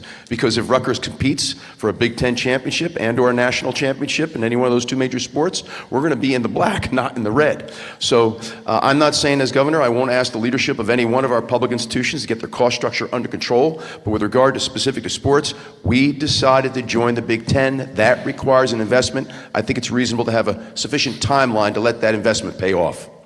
Okay. I'm going to ask a follow-up, and I mean, look, one of the good things about debates is it helps undecided voters. If one of the coaches is undecided, he's ruled out Bramnick. Now it's between you two. But I want to ask this question. Maybe the lieutenant governor could be the coach. They're looking for a second job, right? I'll start with Mr. Chitterelli. Should higher education in New Jersey be autonomous, state colleges, state universities, or should the governor be actively involved in their governance? Listen, there's too much to do, David. We have university presidents that are also extremely well compensated. It's their job to run their institution. Does that mean that I won't force collaboration? I think in some cases, higher ed is trying to be too many things to too many people. I do believe we need centers of excellence. If every one of our state colleges is trying to be all things to all students, they're competing with each other. And I think that's one of the things that's making it more expensive than it needs to be. So I'd like to work with our university colleges presidents to determine centers of excellence. What is Montclair going to specialize in that Stockton doesn't? So can we have that conversation? But listen, the governor's got a lot to do. This is a $50 billion enterprise with 60,000 employees, 9.5 million citizen customers, 1 million business customers, and it needs a hands-on CEO. But the best CEOs put the best people in place to help them run the ship. And I'm going to give them as much autonomy as possible. But that doesn't mean I'm not going to advocate for students and taxpayers that are subsidizing those institutions. So when you say autonomous, you mean I'm not going to interfere with policies at a school like Rutgers when they capitulated and gave in to the demands of students or protesters who were breaking the law? No, I'm going to get involved. And I'm going to say, when these protesters violate the law and threaten the Jewish students' security, I'm going to be involved. I'm not going to go in and tell them how to teach courses. But when it comes to the security of students, I'm going to tell you right now, I went to see the president of Rutgers after that. And I said, how do you make a deal with people who are violating the law? How do you think the Jewish students felt about that? How did you give them these kind of benefits? And there were crazy benefits they got. You bet I'm going to be involved. Bill Spadia. I agree with John on that. I think it's a smart point. The governor's got to get involved at some level. I mean, look, if we've got schools that are going to try to force a COVID vax or force a flu shot, we need to step in and stop that. The forced masking, the absurdity of masking, which we now know, we need to stop that. The anti-Semitism that is running rampant on so many of these campuses, got to stop that. The pronouns, the propaganda, the anti-Americanism that's going on, all of this stuff. The governor needs to be involved, and I think that you can control it to a certain level because of the level of state funding. Now, we'll leave $1 in that Rutgers budget from the state taxpayers so we can go in and fire some of these people. So I'll start with Senator Bramnick on this. What's your plan to assure parents that when their child goes to school in the morning, they're going to return home for dinner safe and secure? Probably one of the most serious issues facing our country. We want to make sure that those schools are secure. We want to make sure that the students are protected. That means, and school districts are doing more and more to protect their students. When we were growing up, we had air raid drills, we have fire drills. Now they have a drill if there's a gunman at the school. That is more than scary for a young child. Every resource, including my Attorney General, is going to make sure that it's an extremely large priority to make sure that the students are protected in our school. We've passed bills already to do that, and we'll continue to do that under the Bramnick governorship. Jack Chitterelli, you're next. David, first and foremost, the governor gets to appoint the Attorney General and the 21 county prosecutors. They will all be on the same page as me with regard to not having sanctuary cities, us not being a sanctuary state, not encouraging illegal immigration. I think any mayor or police chief should be allowed to work in partnership with the federal agency to keep their communities safe. But specific to schools, I will tell you, as I go around the state, I see some school districts that have magnificent, state-of-the-art technology systems that help ensure safety for the students throughout the day, and it's done in partnership with the local PD. Not all school districts have that. So what I would like to do is have a discussion with the State Board of School Boards Association and the superintendents about how do we ensure that every school district is putting in place the best technologies to ensure the safeties of their students. And of course, many school districts have taken matters in their own hands by having cops on campus right in the school itself. But technology is the answer to keeping our students safe. When you think about school shootings, in most cases, you're talking about folks that are addicted to something, they're on some kind of an opioid, they've got mental illness. So we're not doing enough as a state to address mental illness among young people. That's number one. Number two, you've got to harden the targets. I support armed school resource officers. I also support opening up our concealed carry permits to allow teachers that have a concealed carry permit to carry a firearm. They are the last defense, but most importantly, we have to solve crime and punishment and bail reform and allow our police officers to do their job. The fact that a cop can't go on campus and take a kid out who is drinking or smoking pot or whatever he's doing, that is unacceptable. But you harden the target, you allow people to exercise their constitutional rights, and you support the local school districts by cutting your overall costs. You can start to invest in the kind of technology he's talking about, but not until you change the cost of our schools. And Mr. Spady, let me stick with you, and I'm going to. Sure. One more in this. One more. Yes. You mentioned the mental health crisis in our schools. I don't think any of you are going to doubt the seriousness of it. What can you do to help that?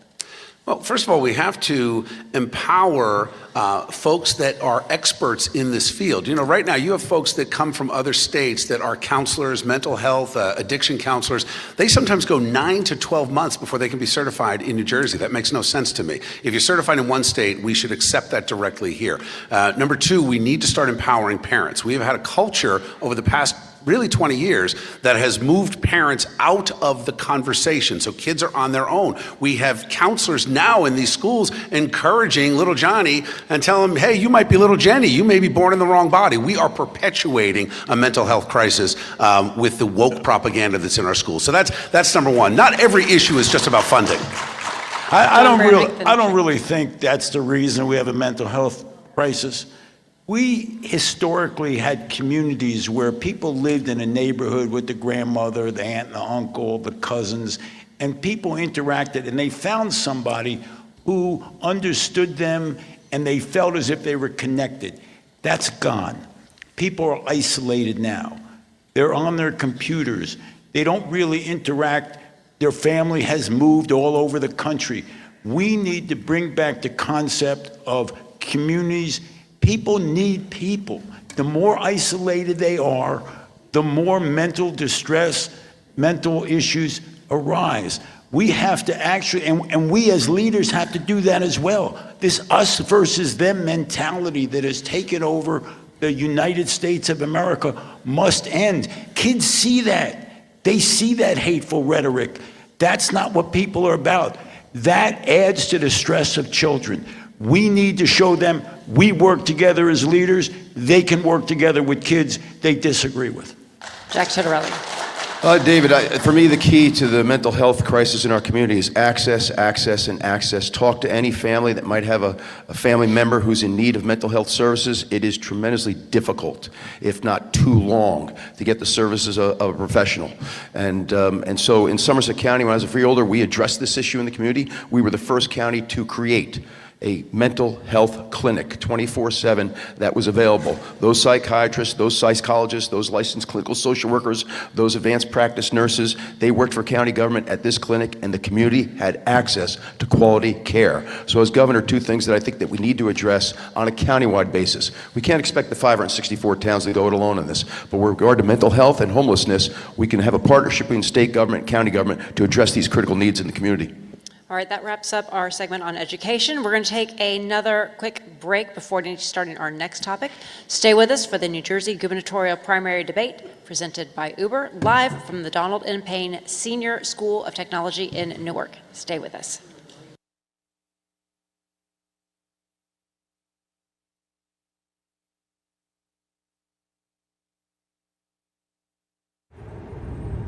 Everything is getting more expensive. Rent, groceries, insurance.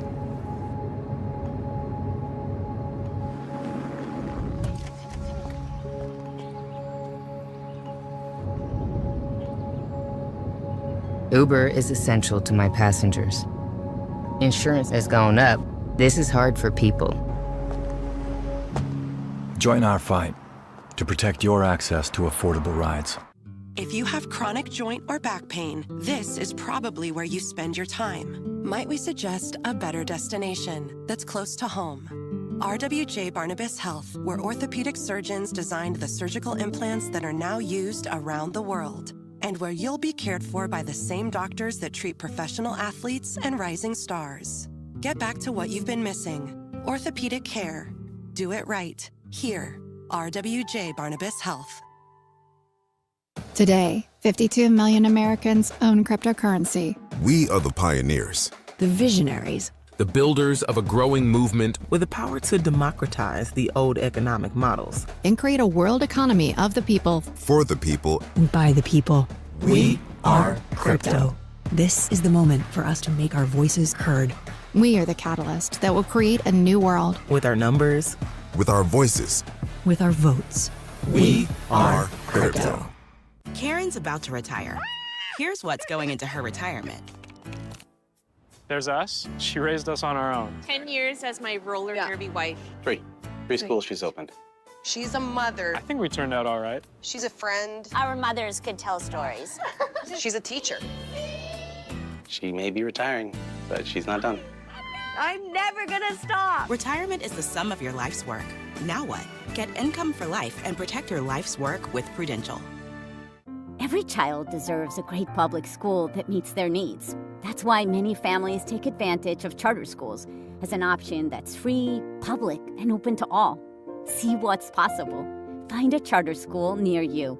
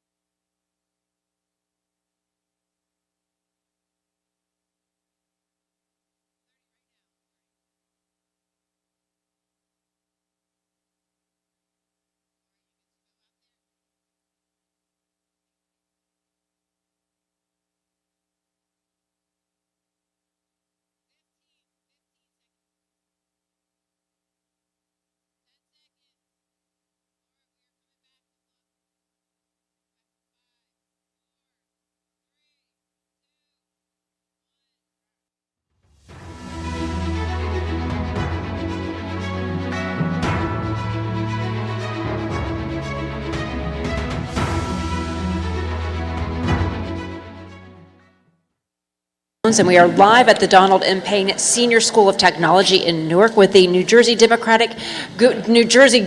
primary debate for the Republicans presented by Uber. Now, our final round, we are focusing on crime and immigration. Joey Fox of the New Jersey Globe is going to be taking the lead on this portion. We're still waiting for our audience to get back into their places and our candidates back in place before we send it over to Joey. And I think everybody's just about settled down now. Joey, back over to you. So there are obviously a ton of important questions to ask related to immigration and to crime in New Jersey, but I'm going to focus first on the moment that's dominating the headlines right now, which is the charges that have been brought against Congresswoman LaMonica McIver for allegedly assaulting immigration officials when she was conducting an oversight visit at Delaney Hall in Newark. So I just want to ask you simply, she is claiming that these charges are politically motivated. Senator Bramnick, do you believe that these are politically motivated? Well, let me first say, the law in New Jersey is very clear. If you touch a police officer, that's aggravated assault. Now, if I come to arrest Joey Fox, whether I'm right or wrong, David Wildstein cannot block me or touch me to get to arrest you. Now, you can sue me later because I shouldn't have arrested Joey Fox, but you cannot obstruct. So if the video shows a congressperson or anybody else is obstructing the arrest of an individual, that's what the law is. Now, I also saw that they dropped the charges against Ras Baraka. That's pretty quick. I've represented people on trespassing charges. That was pretty quick. So it sounds as if maybe those allegations weren't so strong. This one, based on what I saw in the video, and once again, I'll let justice, be heard. But you can't get in the way of an arrest. I mean, I hate to tell you, Congress, I don't like the fact that you're arresting Congress. I would hope we wouldn't do that. I would hope we wouldn't arrest mayors. I just think in this environment, she's got a little bit of a problem. Bill Spadia. Bill. I would hope that a member of Congress would have more sense than to hit a police officer. That's what I would hope.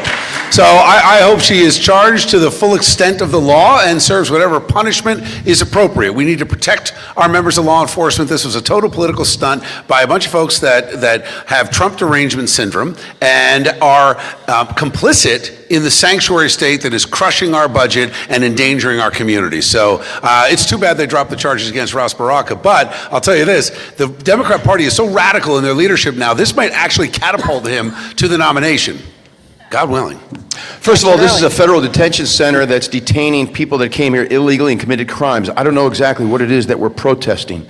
Second of all, if these congressional people purposely set up their visit, and congressional people should have access to a federal detention center, if they did that purposely to benefit the mayor of Newark, who's a Democratic gubernatorial candidate, shame on them, and they should be dealt with by their congressional colleagues in Washington. But the video shows that this person, who you mentioned, laid her hands on another person. And so that to me says that the charges are legitimate.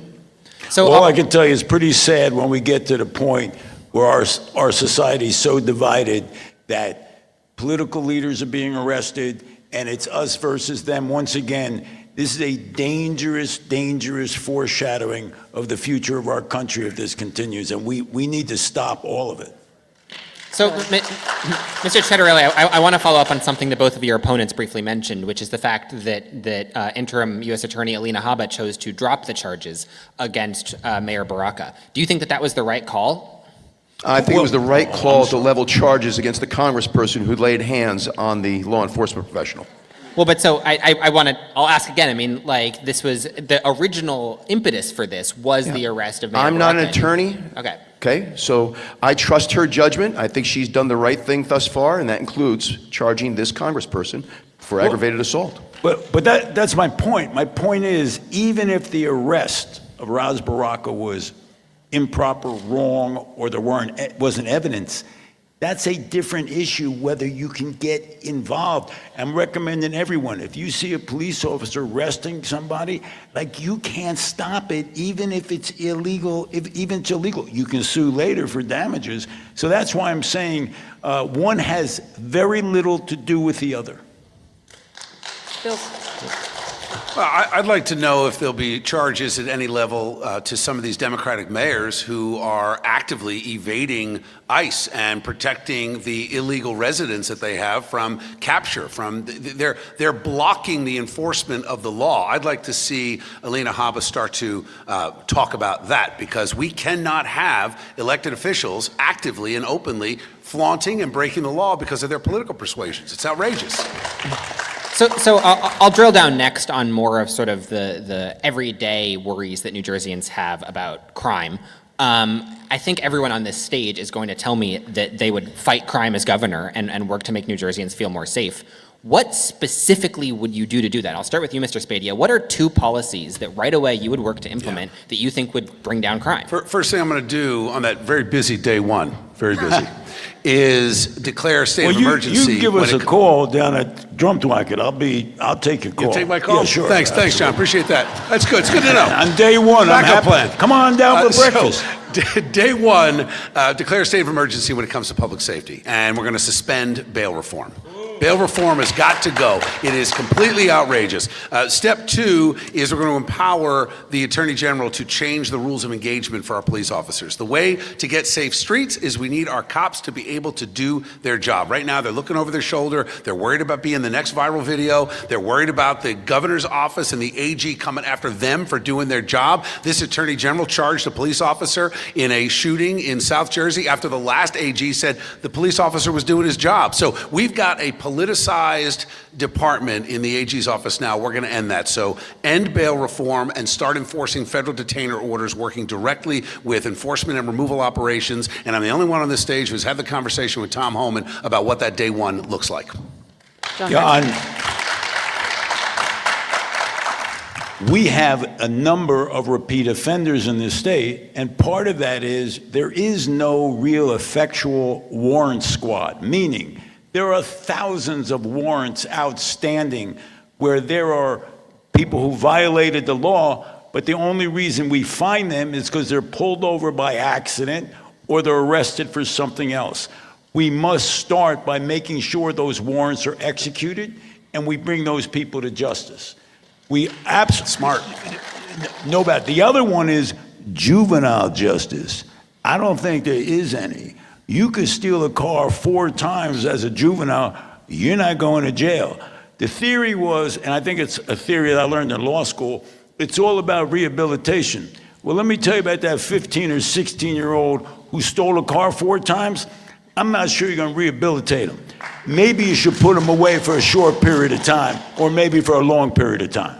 Jack Titterone. Joey, our local police chiefs report to the county prosecutors. The 21 county prosecutors appoint to the Attorney General. The Attorney General is the head law enforcement officer in the state. Mine will be on the same page as me in terms of getting rid of sanctuary cities, sanctuary state. Mine will be on the same page with me in reforming bail reform. It's been a failed experiment. We've created professional criminals. Talk to local police. Arrest, release, repeat is real. It's demoralizing for a cop to arrest somebody in the morning, have them be out by 1 in the afternoon, and they've committed the same crime in the next town over that afternoon. So I also think we need to stop with the getting rid of qualified immunity, stop with the civilian review boards with subpoena power. I don't have a problem with no-knock warrants. I don't have a problem with canines for crowd control. I don't have a problem necessarily with high-speed chases. Take the handcuffs off our local police. Let them do their jobs to keep our communities safe. What my parents always taught me is, if you've done nothing wrong, you got nothing to worry about. You know what was demoralizing for our law enforcement? When Jack Ciattarelli in the Assembly said they were overpaid volunteers. That was demoralizing. So I think we are absolutely at a crossroads here where we need a governor who understands law enforcement, understands the sacrifice that they go through, and make sure that we empower them. Absolutely stand up for qualified immunity, get rid of bail reform, and fight for our police officers. And if you Both will get 30. Both get 30. if you take a shot every time he lies, you'd be drunk by now. So I don't suggest you do that. But you want to talk about demoralizing local law enforcement? Go to the videotape, and you'll see him talking about getting rid of all public pensions. Wait, where can I find the videotape? Is there a website? Come on, Jack. Come on. I'll take a look at it all on day one.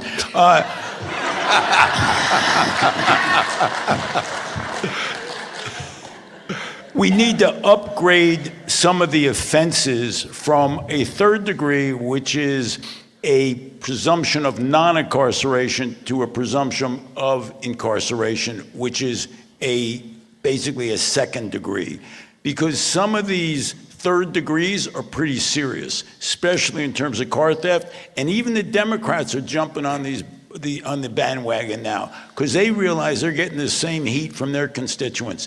Let's make sure we want to treat criminals like they're criminals. That's a pretty simple concept. That's what I'm gonna do. You're a bad guy, you go to jail. Simple as that. So I do want to ask one other question on this sort of broad topic, which is that, crime statistics can be can be interpreted to show a lot of different things. But in general, crime statistics in New Jersey do not show a massive increase in violent crime, a massive increase in murders, anything like that. And there's sort of a separate problem of people's perceptions of how safe they are, of how much crime there is. So I'll start with you, Mr. Citarelli. How do you, in addition to dealing with actual crimes that happen, how do you work to sort of better those perceptions, even when crime isn't necessarily rising, but people are worried? Joey, it's clear, nonviolent crime is down. To show you what a hypocrite Phil Murphy is, when the Bruin decision came down that said people have a right to carry and conceal, he had a press conference that said, watch violent crime go through the roof. 2 months ago, he had a press conference celebrating the decrease in violent crime across New Jersey. Nonviolent crime is through the roof.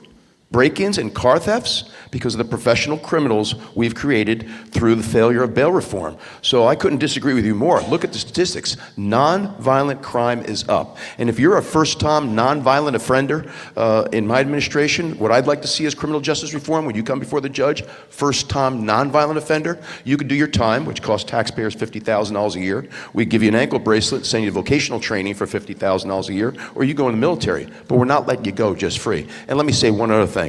That 14-year-old that was working for the gang in Newark that shot and killed a police officer while he was sitting in his car under Governor Citarelli and my Attorney General, that person will be tried as an adult. Bill Spadia.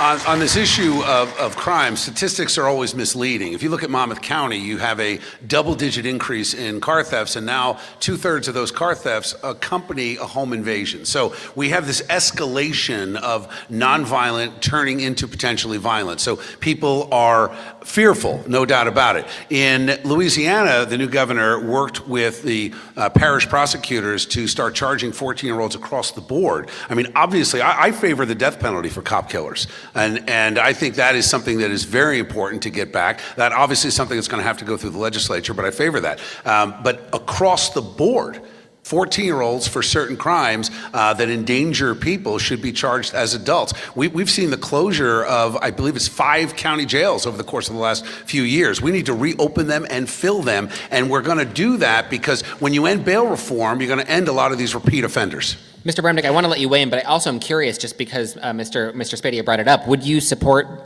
bringing back the death penalty as well? Well, not only would I bring it back, but I was in the legislature on law and public safety when we had the hearings on the death penalty, and I always supported the death penalty, and I was against eliminating the death penalty, and I served on that committee. And I believe that in certain instances, the death penalty, when you murder and rape a child, okay, if you have absolutely no morals whatsoever, you should consider and know that you might be put to death. I don't have a problem for that. If you do something that's so heinous, that's what society is going to do to you, 100%. So I have a voting record on that, not a radio record. Mr. Citarelli, do you want to weigh in on that issue quickly, too? Certainly support the death penalty when it comes to things like serial killers, mass murderers, and terrorists. Okay. Mr. Spadia. Oh, I thought I answered that Yeah, first. he started the discussion. I'm so I think sorry. we I'll can take move more on. time, that's fine. My turn? Now it's over to you. Okay. There is a fundamental tension between local police who feel constrained by the state, you've all talked about that, and the real need for accountability.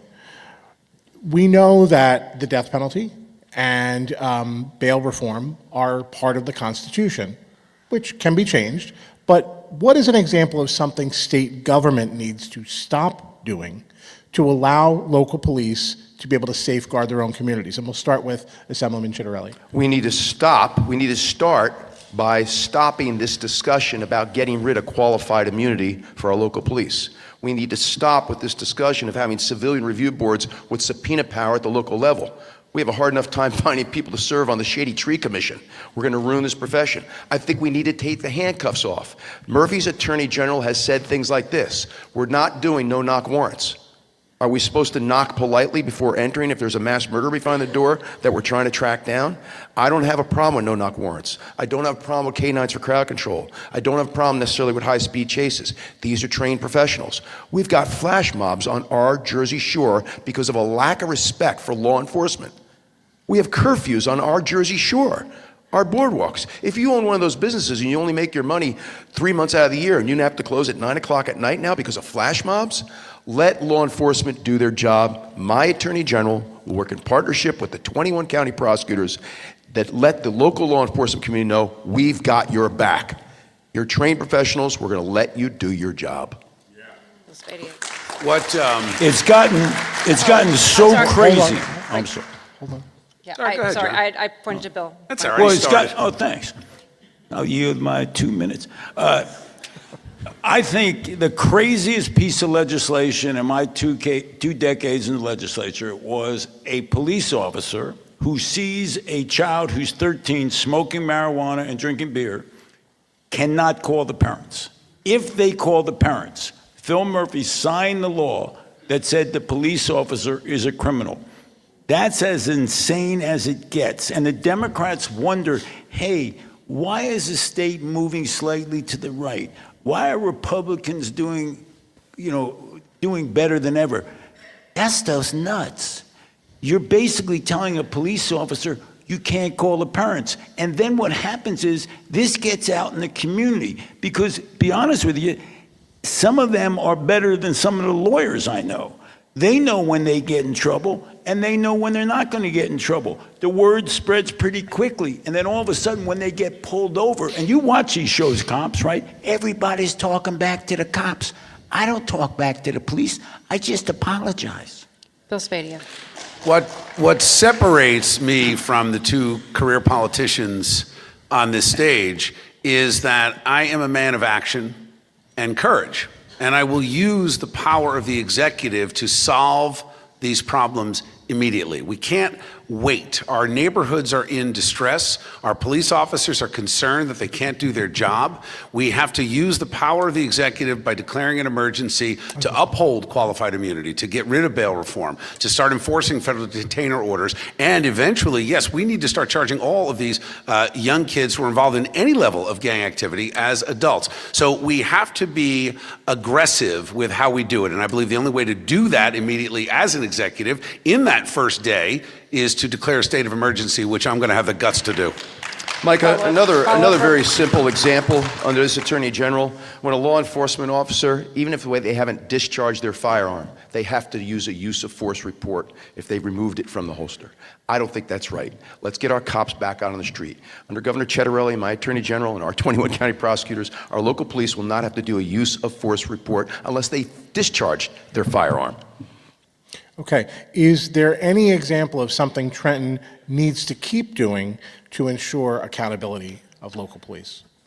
And we'll start with Assemblyman. Oh, go ahead. Yeah.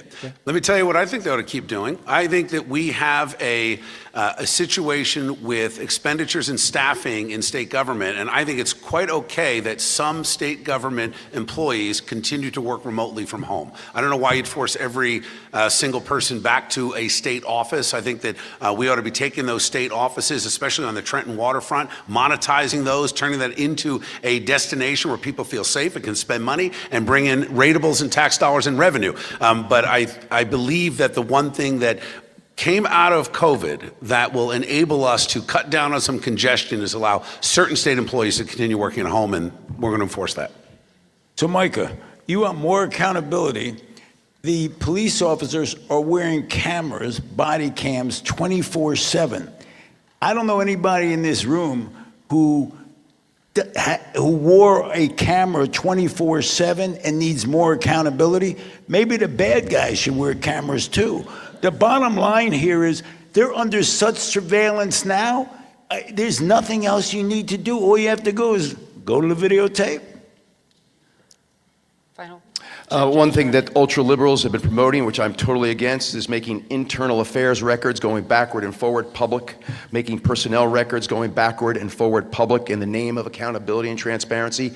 These are employees, these are personnel records. I think there's a degree of privacy that's warranted. What I will say is that anytime a police chief has to discipline an officer, I think that could be shared with the mayor and township committee in executive session, so that the mayor and township committee, to whom the police chief is in part accountable, is familiar and is comfortable with the manner in which the police chief is handling the personnel matter. But let's be clear, under Governor Cettarelli. Don't get ahead of yourself. We're not going to be making internal affairs records or personnel records public going backward or forward. These are personnel issues. And let me say one other thing that people may not be aware of. When a local police officer is disciplined for whatever reason by a local police chief, after that's cleared and everything is taken care of appropriately, they have to go through another review. Another review in addition to how it was handled internally inside the department. I don't think that's appropriate. You know, we can't get people to be police officers. They got to put signs up on the parkway asking you to be a state trooper. We used to have thousands of applicants. Now we have to go out and seek people, and that's because the scrutiny they're under. Enough is enough in terms of looking at these police officers. Give them a break. We're moving to the next question, David Wildstein. Thank you. I'm going to start with Mr. Spadea, Governor Spadea. Maybe I'll call you all governor for a little while. Okay, see not how that getting ahead of sounds. this. I We've don't got know. 2 elections to win. Governor I'm willing to go Wildstein fight. has a question. But let me ask you, one of the very first things a governor will do is determine, and I've heard this over and over, you mentioned your attorney general. Describe to me what your interview with your attorney general candidates is going to be like. Well, we're going to have some basic principles. Adherence to the U.S. Constitution, very important. Supporter of parental rights, very important. Supporter of qualified immunity, very important. And have a mentality that we need the pendulum now to swing back toward law enforcement. Ideally, I would love someone with experience in law enforcement to serve in that capacity. John Bramnick. I want someone who is fair, who is not looking to make a name for themselves, somebody who has experience as a prosecutor, but looks at every case fairly. I've seen prosecutors who don't do that. I want a prosecutor who's not looking to be the next governor, someone who's looking to be someone who's fair and judicious in every decision they make. You've heard me say that we're getting rid of the sanctuary cities, the sanctuary state. My attorney general will be on the same page as me with regard to that. You've heard me talk about the need for bail reform, be on the same page with that. You've heard me give very specific examples of what we're going to do to allow local police to do their job. My attorney general. So what I'd like to speak to is where the attorney general comes from. I've already shared with you by state constitution, our police chiefs report to the county prosecutors. The 21 county prosecutors report to the AG. My strong preference is that my attorney general not be a trial attorney. Oh, you want someone with no trial experience? Somebody that comes from the county prosecutor role. That's somebody that interfaced with police chiefs on a daily basis. That's somebody that comes from the law enforcement side of being an attorney. My attorney general will be someone who served, preferably, as a former county prosecutor. And I want to ask, just very quickly, this should not be a question. This is either a yes or a no. I'll start with Mr. Spadea, go right down the line. What do you care more about? An attorney general who's going to share your views on issues, or an attorney general that can get confirmed by the Senate? Oh, shared issues. We'll fight for the confirmations. Okay. It's about principles and standing on those principles. What was the or, David? Shares my views or? So the question is, do you want the attorney general that you want, or do you want to settle for somebody you could get through the Senate with senatorial courtesy and get 21 votes in confirmation? I want an attorney general that, like the Supreme Court state justice that I'll appoint, that New Jersey desperately needs. And right now, New Jersey desperately needs an attorney general that's going to support local law enforcement. I don't think there's going to be a real problem getting my attorney general through the Judiciary Committee. I sit on the Judiciary Committee. I would strongly suggest to the Democrats on the Judiciary Committee, I would suggest you support my attorney general. I have to support a number of their nominees for the bench, so it's a two-way street. You shut down my street, I'm closing your street. So I'm sure they're going to cooperate. And And let me ask the last question. I could keep going on this one, but I'll stick with you, Senator Bramnick. The Office of Public Integrity and Accountability has faced a whole lot of criticism from both parties who say that they are misguided, who say they are sluggish, who say that they're not effectively doing their job. What will be your instructions to your Attorney General about fighting public corruption? Don't make it political. I watched Chris Christie do this as the U.S. Attorney, and he had almost a perfect record for convictions. Unless it's beyond, well, one mistake. Okay. Oh, no, I'm sorry. That was in his office. I'm sorry. Bottom line here is you have to have the evidence. You have to have a very strong case, and you believe you have a conviction. There's been some mistakes, there's no question about that. We've seen either not guilty verdicts or dismissals on some of the indictments. So I think they have to understand that, Attorney General, make sure you have a case, there's no question, it's beyond a reasonable doubt, and don't choose people for political reasons. Bill Spadia, then Jack Ciarelli. What was that department again? The Office of Public Integrity and Accountability. Yeah, how many employees do they have? Yeah, I don't know either. I don't know what they do. I think we have law enforcement to help us get rid of public corruption. And right now, we're not doing a great job because we have too many layers of government, too many bureaucracies. We don't need another bureaucracy to tell us that we've got politicians who will take money to grant favors. We need to activate law enforcement aggressively, and the corruption can be rooted out. You don't need an extra layer of government to do that. So I would end the department. Line item veto. Chris Christie once said that indicting and successfully prosecuting local public officials in New Jersey was like shooting fish in a barrel, because there's 564 towns, there's 21 counties, there's 600 school districts. There's a whole lot of authorities. That's a whole lot of people serving on a whole lot of public jurisdictions, and not all of them have the best intentions. So in order for that office to do its job properly, it needs the right leadership. The job of the elected governor is to make sure we put the right people in the right positions to do their job and protect the public trust. I hope Chris is watching, because Jack's become his new best friend. This is unbelievable. I can't. Hope you're watching, Governor Christie. It's new. Senator, I don't think he is. He knows. He contributed to his primary campaign against Trump. Don't worry. Governor Christie knows. Wait. This gentleman had Chris Christie on his radio show and tried to help him qualify for the New Hampshire primary to compete with Donald Trump. You know, I was a radio and I like host. Chris Christie. Right? Okay. We know that. All right, I've got to take back control here. It's what we do. We interview people. You help time. So we're going to go over to Matt Rooney next with his next question. I hate to interrupt all this discussion to Chris Christie, but we have to keep moving here. Now, this first question is for you, Senator Bramnick, but I have customized follow-ups for all of you, so don't worry. Each of you is pledged to end the sanctuary statehood policy enacted by Governor Phil Murphy in his first term, which prevents state and local authorities from working with federal immigration authorities. You've said it tonight on the stage. I've received your mailers. I've seen the ads. But each candidate on this stage has taken positions which could be interpreted as contradictory to the goal of ending sanctuary statehood. Senator Bramnick, you voted to confirm Matt Placken, the New Jersey Attorney General, who is actively suing the Trump administration over its immigration enforcement policies. Was your support for Attorney General Placken's nomination inconsistent with the goal of ending sanctuary statehood? Well, of course not, because when a governor proposes an attorney general or other cabinet member, if that person meets the basic qualifications of that job, and I hope the Judiciary Committee in the Senate does the same thing for me, I'm not going to judge every decision that this person has made in the past.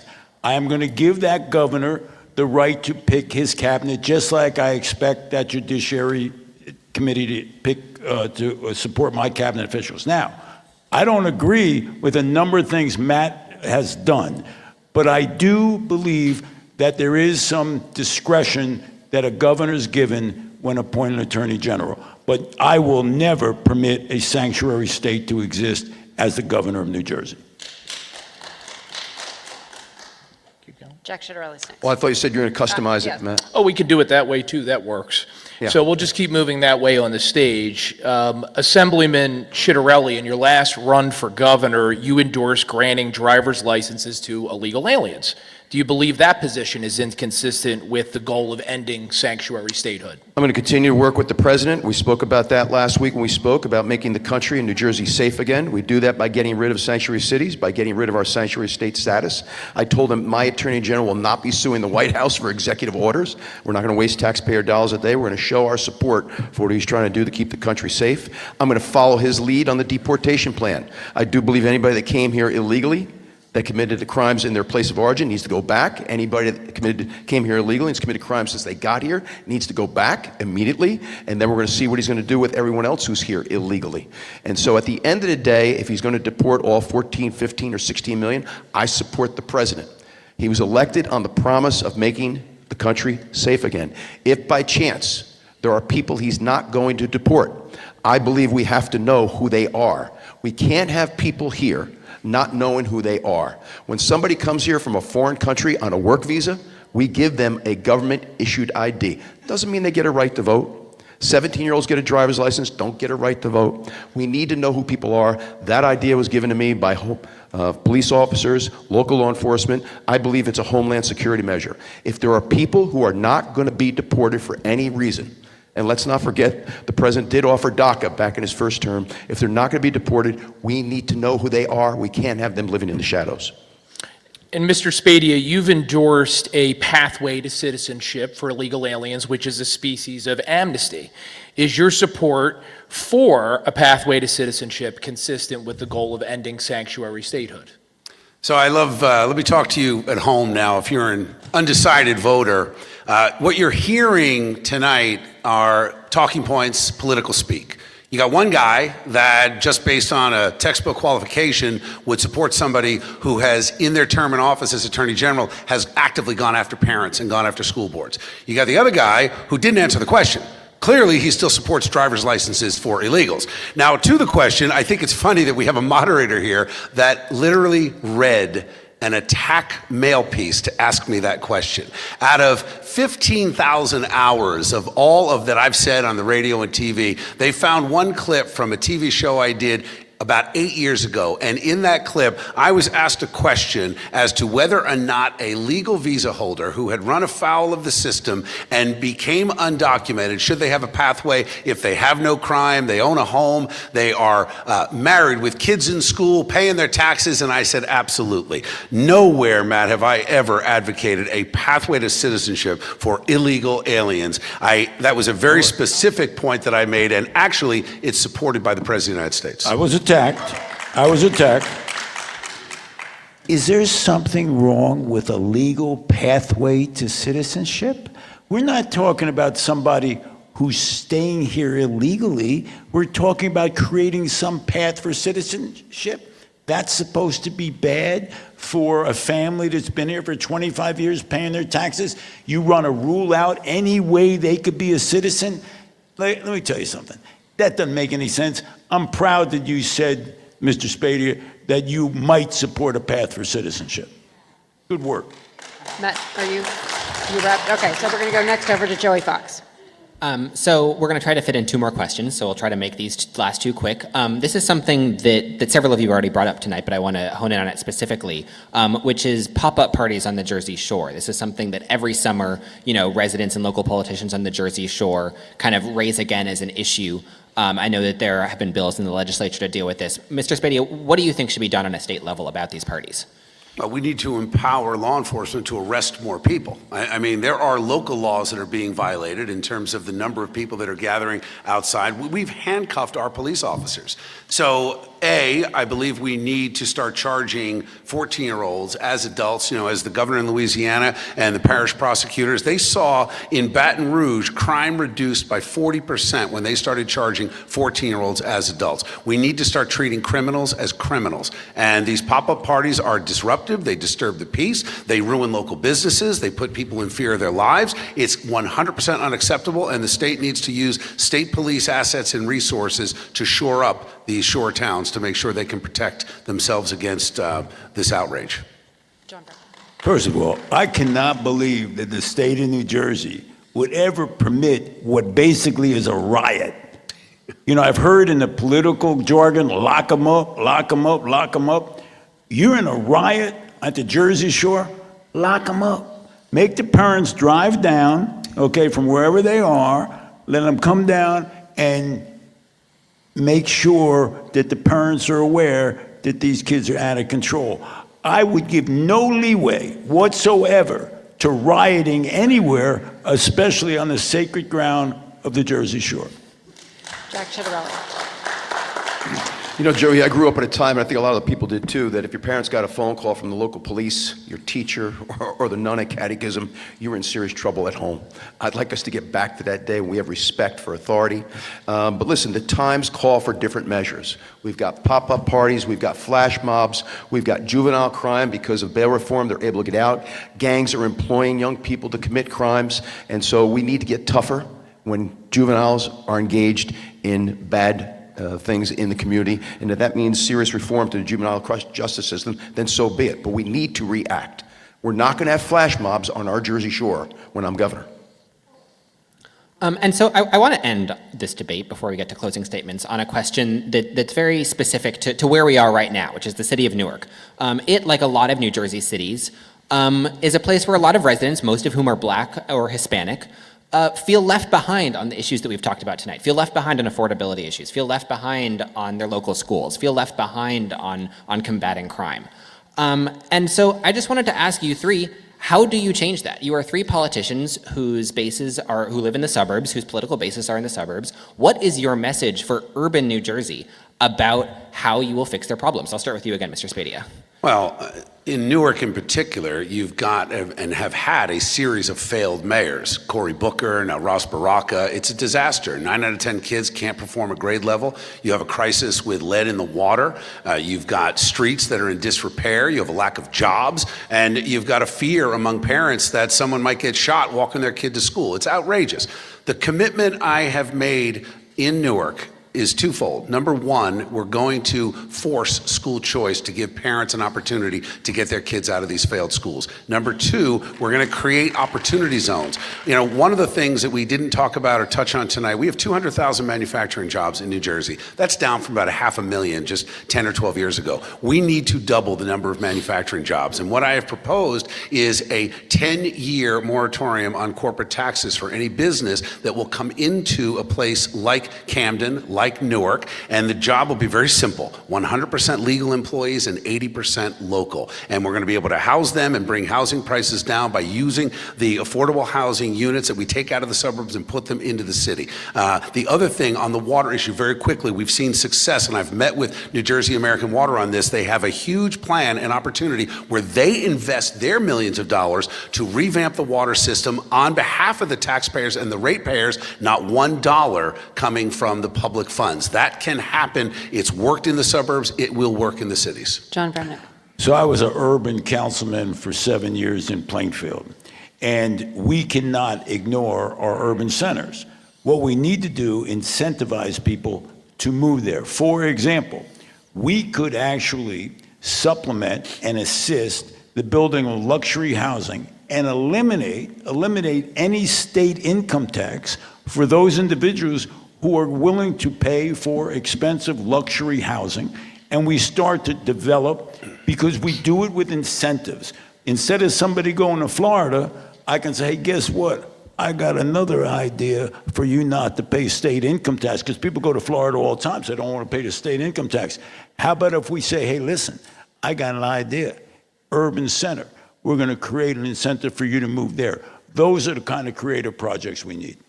Jack Chitterelli. Joey, the first thing I'm going to do is remind the voters of Newark, Trenton, Atlantic City as three examples. The Democratic Party takes them for granted.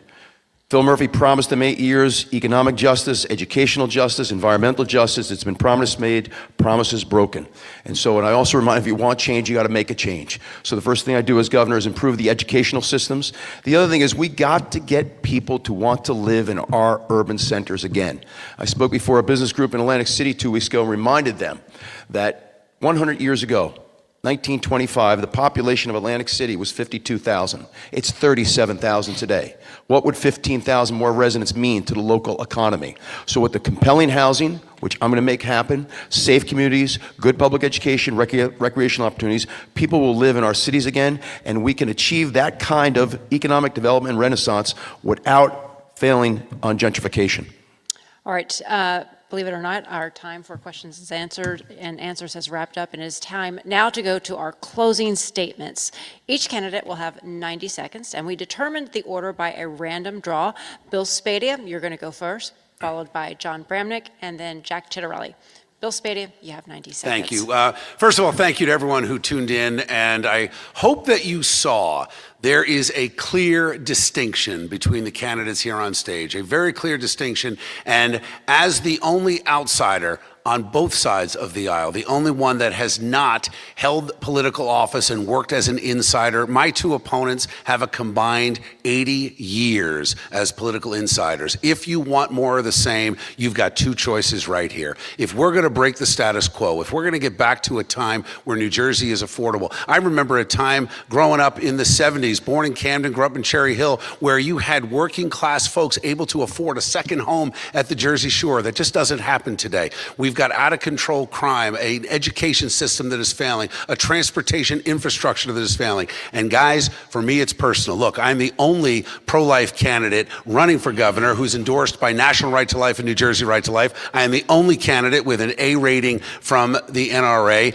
and I'm the only former U.S. Marine on this stage. Now, when Jody and I got married 30 years ago, we made a decision to plant our roots, build our family, grow our business, and live our lives in New Jersey. I hope and pray to be able to retire, to be able to afford to retire in New Jersey and help with our family, our kids, and our grandkids. This is personal. I stand for common sense. I am the only outsider on both sides of the aisle. You want more of the same? You got these two guys. If you want something different, if you want to shake this up and break the status quo and return affordability, return public safety, and restore common sense and integrity and accountability to government, then send in the Marine.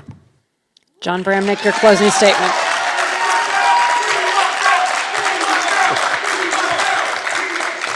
John Bramnick. Unfortunately, Democrats don't want him, so he's going to...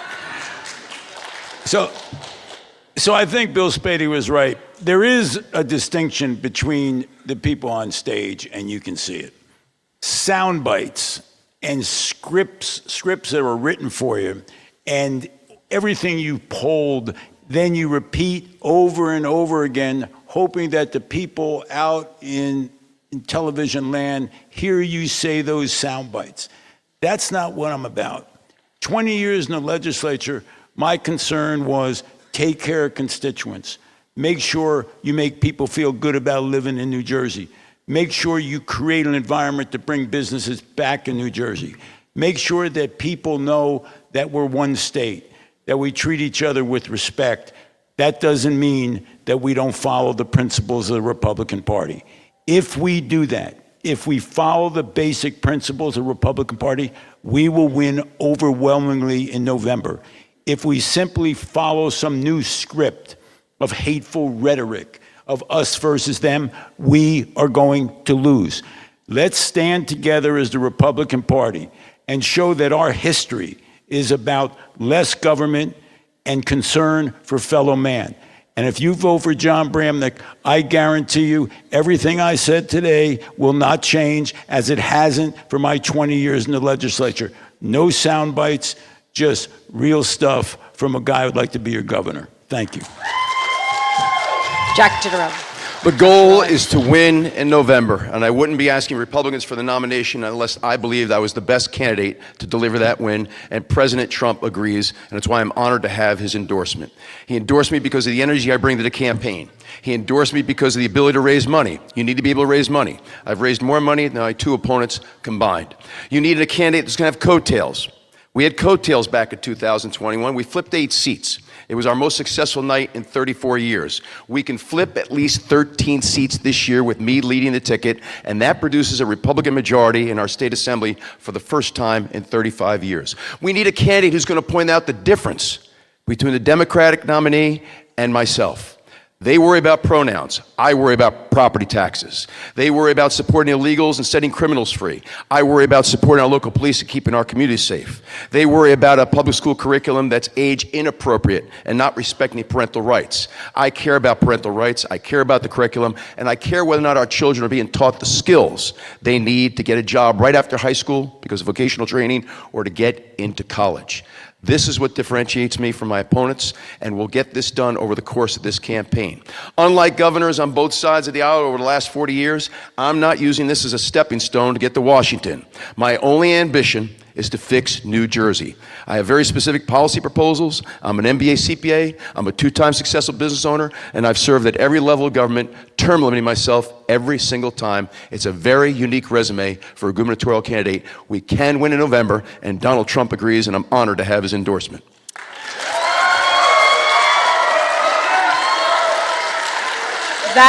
That brings us to the end of tonight's New Jersey gubernatorial Republican primary debate presented by Umer. Streaming is sponsored by Stand with Crypto and sponsored by RWJ Barnabas Health at Horizon Blue Cross Blue Shield. I'd like to thank our panelists, David Wildstein, Joey Fikes, Micah Rasmussen, Matt Rooney already ditched out on us. And also, we'd like to thank our candidates for joining us, Bill Spadia, Jack Chittarelli, John Bramnick, and thank you to our audience, and thank you also, everyone at home, for watching. Stay tuned because we have a post-debate show as well as our coverage of the press gaggle where you're going to hear from each of the candidates. If you didn't get enough right now, we got more. It just keeps going and going.